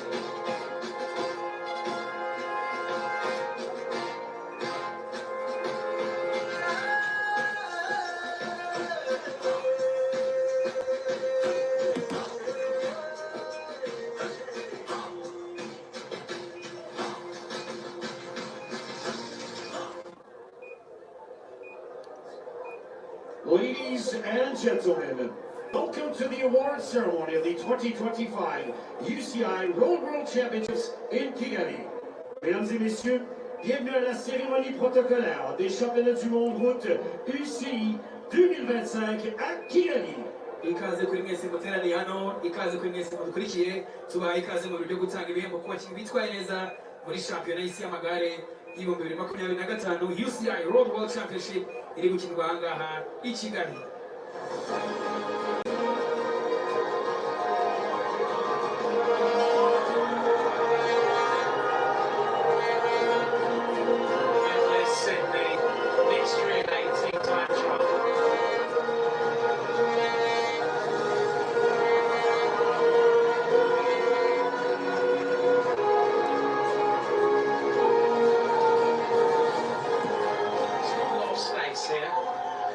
Award ceremony of the 2025 UCI Road World Championship Team Time Trial Mixed Relay. Cérémonie protocolaire des championnats du monde route UCI 2025 contre la montre par équipe relais mixte. Muri uyu mwanya yagiye guhembwa abatsinze muri shampiyona y'isi y'amagare y'ibihumbi 2025 mu cyiciro cya Team Time Trial Mixed Relay. The medals and jerseys will be presented by Mr. David Lapartier, UCI President, and Mrs. Katharina Nash, the Vice President UCI and President of the Athlete Commission. Les médailles et les maillots seront remis par Mr. David Lapartier, Président de l'UCI, et Madame Katharina Nash, Vice-Présidente de l'UCI et Présidente de la Commission des athlètes. Imidari n'imyambaro igenerwa abatsinze igiye gutangwa na Bwana David Lapartier, Perezida wa UCI ndetse n'umuyobozi mukuru wungirije akaba ari na president wa komisiyo y'abakinnyi Katharina Nash, one of the best cyclocross riders and mountain bikers in women's cycling in her And winners generation. of the bronze medal, representing Switzerland. À la troisième place et vainqueur de la médaille de bronze, représentant la Suisse. ku mwanya wa gatatu n'umudari w'umuringa yegukanywe n'igihugu cya Switzerland. Jan Christen, Stefan Kuhn, Mauro Schmidt, Yasmin Lifti, Marlene Reusser et Noemi Rueg. The team of Switzerland being awarded with their bronze medals. They'll be going to sleep tonight wondering how different it could have been without that bike change of Marlene Rousseau. They finished 10 seconds down on the gold medal. Was it that losing moment? Difficult. They'll replay it, won't they? Over and over and over again. Yeah. Difficult thing to go to bed with, I think, to comprehend. If that hadn't have happened, we may have been pulling on the rainbow jersey. Marlene Rousseau, although already has one from a few days ago in the individual time trial. She may feel like she's let the time down a little bit. In second place, and winners of the representing France. En deuxième place, et vainqueur de la médaille Team of France, it was close. ku mwanya wa kabiri n'umudari w'ifeza yegukanywe n'igihugu cy'Ubufaransa. Fantastic performance by the Swiss. Paul Sexas, Pavel Sivakov, France have taken silver before in 2023. Labus and Cabal were part of that team with Audrey Cordon, the third member of the women's team. Mirai was a member of that team as well, with Remy Cavagna and Brian Coquart. Lazaro was labelled as the clear favourites today. I think they need to be satisfied with the silver medal because they had a perfect ride. They did everything they possibly could. There was nothing more they could do. And the women were coming back, taking 7-8 seconds in each phase. It just came down to that last In climb. first place, UCI World Champions and winners of the gold medal representing Australia. À la première place, champion du monde et gagnant de la médaille d'or représentant l'Australie. Shampiyona y'isi yo gusiganwa ku magare n'umudari wa zahabu yegukanywe n'igihugu cya Australia. Michael Matthews, Lucas Black, Jay Vine, Brody Chapman, Amanda Spratt, and Felicity Wilson Haffenden. First of all, rainbow jerseys.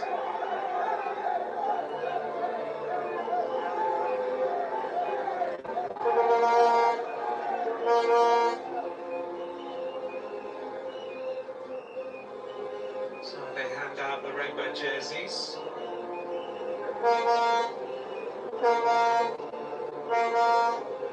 They're checking sizes here. It was good to see the president of the UCI with a smile on his face, because you would have liked to see the French, being a Frenchman, on the top spot, but he's smiling and congratulating, happy for the Australians' gold medal.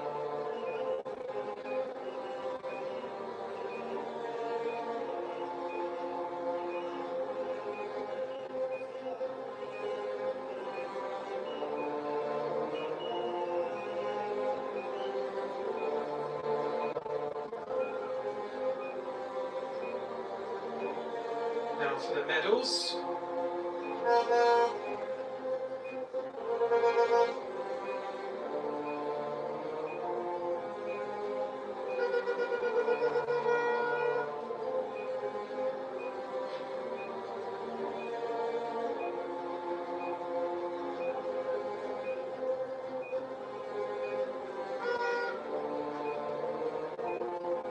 Also gives the Australian team lots of morale for the road races. Absolutely.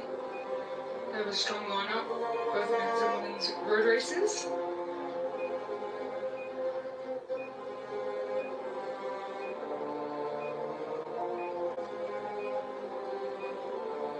The gifts will be presented by Mr. Samuel Hussein Giyumva, Mayor of Kigali, and Julian Muganza, Deputy CEO, Rwanda Development Board. Les cadeaux seront remis par Mr. Samuel Hussein Giyumva, Maire de Kigali, et Juliana Muganza, Directrice Générale Adjointe du Rwanda Development Board. Very, very, very important and prestigious thing to have is the mascot of the World Championships here in Rwanda, which is a gorilla, and it's been posted everywhere around here. It's so special to the local people, and it's not something that these riders will be just throwing away, giving away, if they're only awarded one of them, because it is very, very, very relevant and special for this World Championships here in Africa.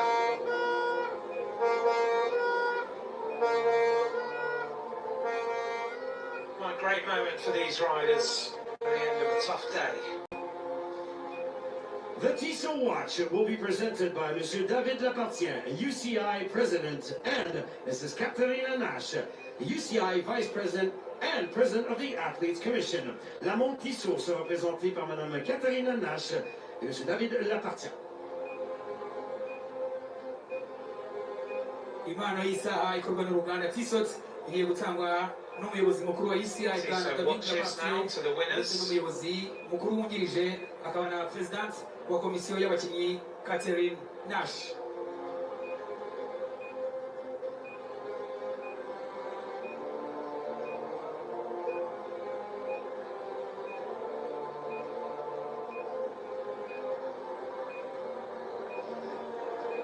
I'm just trying to work out what the conversation is. I don't know if they're going to be able to hold anything else. They do have a lot to hold on to.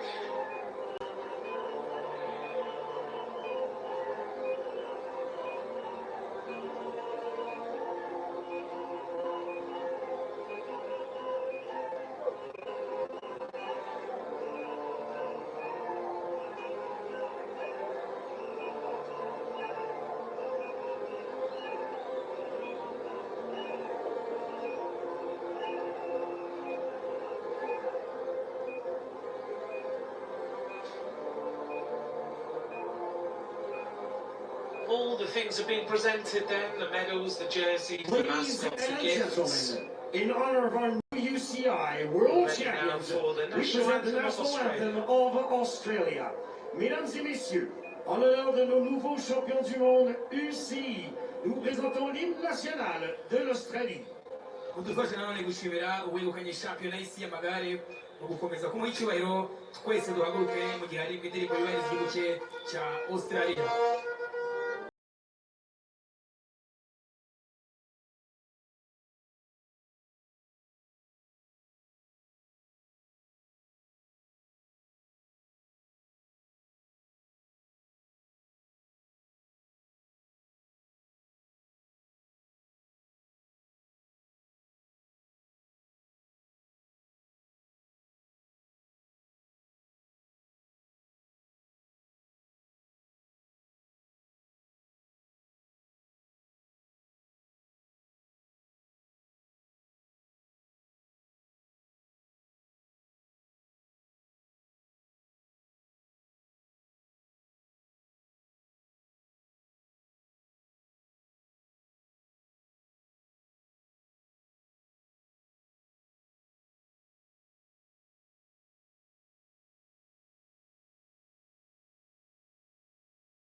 gentlemen, please one more time, your applause for our medalists. Mesdames et messieurs, veuillez applaudir une autre fois nos médaillés.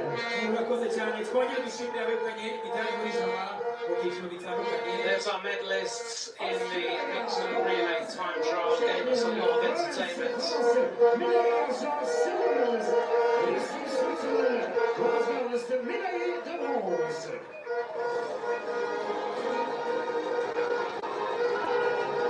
We always knew that was going to be exciting, didn't we? But every year we get this really tight contest for the overall win. It's incredible. It's absolutely incredible. I mean, we did say that Australia, France, and Switzerland would be the medal contenders, but had Switzerland not had their little miss at the right change, the times are so close, and it really amazes me that on a particular day, 6 riders, 3 different nations, can all be at such a similar level. It's unbelievable. It is, isn't it? It's incredible.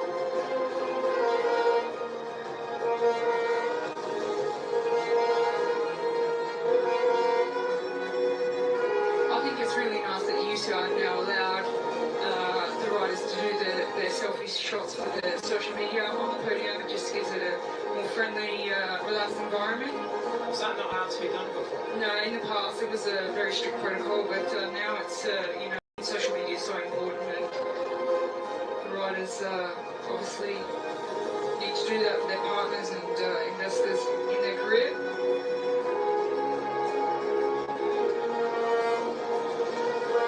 Also for their personal memories, obviously. It might take a little while for all these photographs to happen.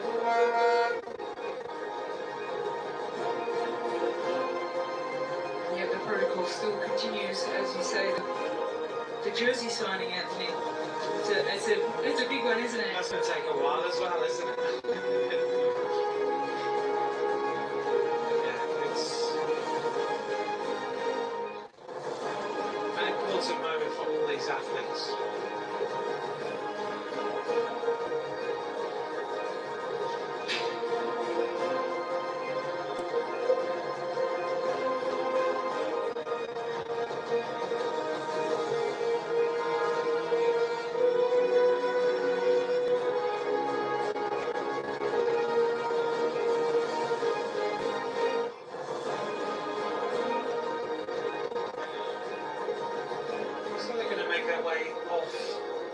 Stage now.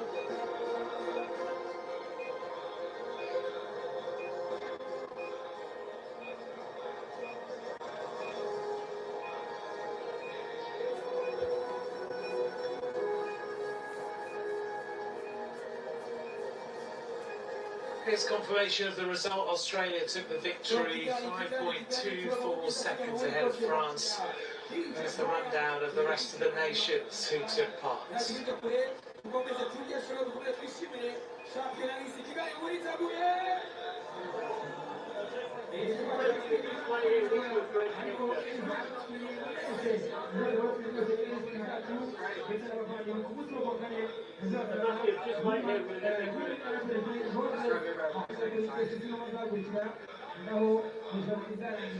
Chapman to sign the jersey. Jenny Vine next. And then Felicity Wilson, Haffenden. Just a reminder that ends our competition for today, but we're going to be back tomorrow, Thursday, 25th of September, with our women's U23 race. But guys and girls, if you just Victor. Just trying to get the last photograph together.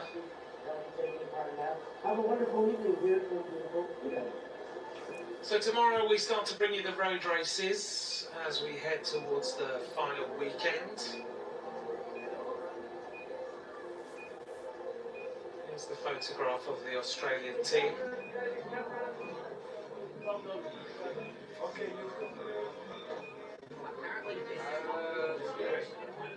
Jay Vine's just realised what happens when you put 2 fingers the wrong way around in certain countries, particularly Great Britain.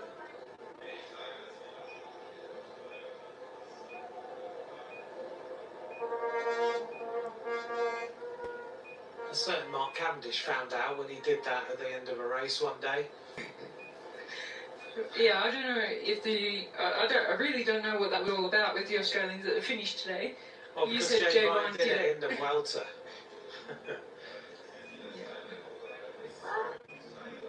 If he bumps into Mark Cavendish, who's now here, he can ask what happened when Cav did it one day. He'll remember exactly what happened. I think he'll know the reaction. It's here now from the winners now that they've got their rainbow jerseys. Always a different reaction to what they said before. Having had time to just be on the podium, taking the atmosphere and see what happens. Here they are. Congratulations. This World is champions. Kigali along with the world. So you've already been a world champion, but at another level, at the junior level. What does it mean to be a world champion in the mixed relay, in the elite? Yeah, right now I don't think I have an answer for this question because it really feels surreal. I mean, I didn't expect even to ride the mixed relay when I came here, and I'm beyond proud of my whole team. And to be Australian, it feels really special right now. But I suppose that was quite some pressure on your shoulders at a young age.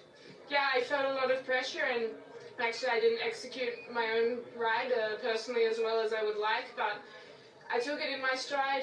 I did my best for my country and my girls, and then, yeah, I mean, I enjoyed every moment of this race. You're a world champion, so are you, Luke? What does this one mean for you in the mixed relay Australian team?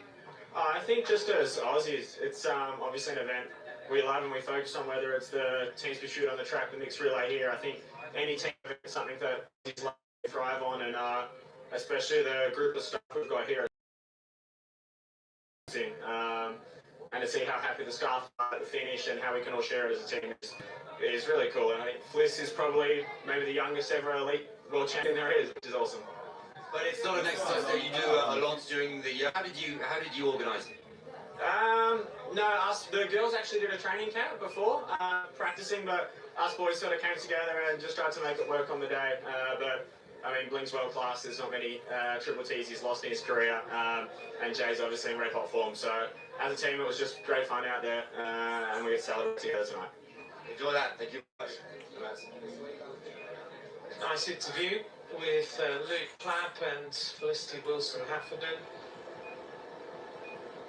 Luke Clapp has been a world champion on the track, of course, in his career. Double world champion in the points and the Madison. He was a silver medalist in the under-23 time trial and a bronze medalist in the team relay. We're going to enjoy the women's under-23 road race tomorrow in the afternoon. Thanks very much for joining us. From Rochelle Gilmore and me, Anthony Crossan, it's been a pleasure bringing you the racing today. I hope you've enjoyed the mixed team relay, and we'll look forward to the racing tomorrow. Bye for now.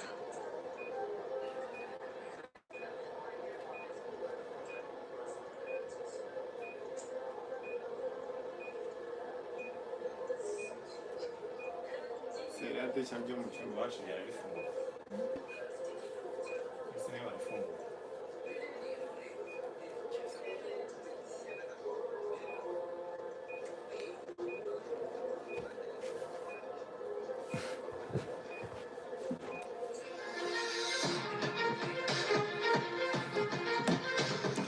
See you tomorrow, guys. Love you so much. I wish you all the best and more blessings. Thank you for being with us tomorrow. I think bizaba ari show. Umuntu utarakora subscribe ayikore kugira ngo ejo ibintu bizakomeze bigende cyane. Mbe ndafomba kunda byatari. Na hejo bye.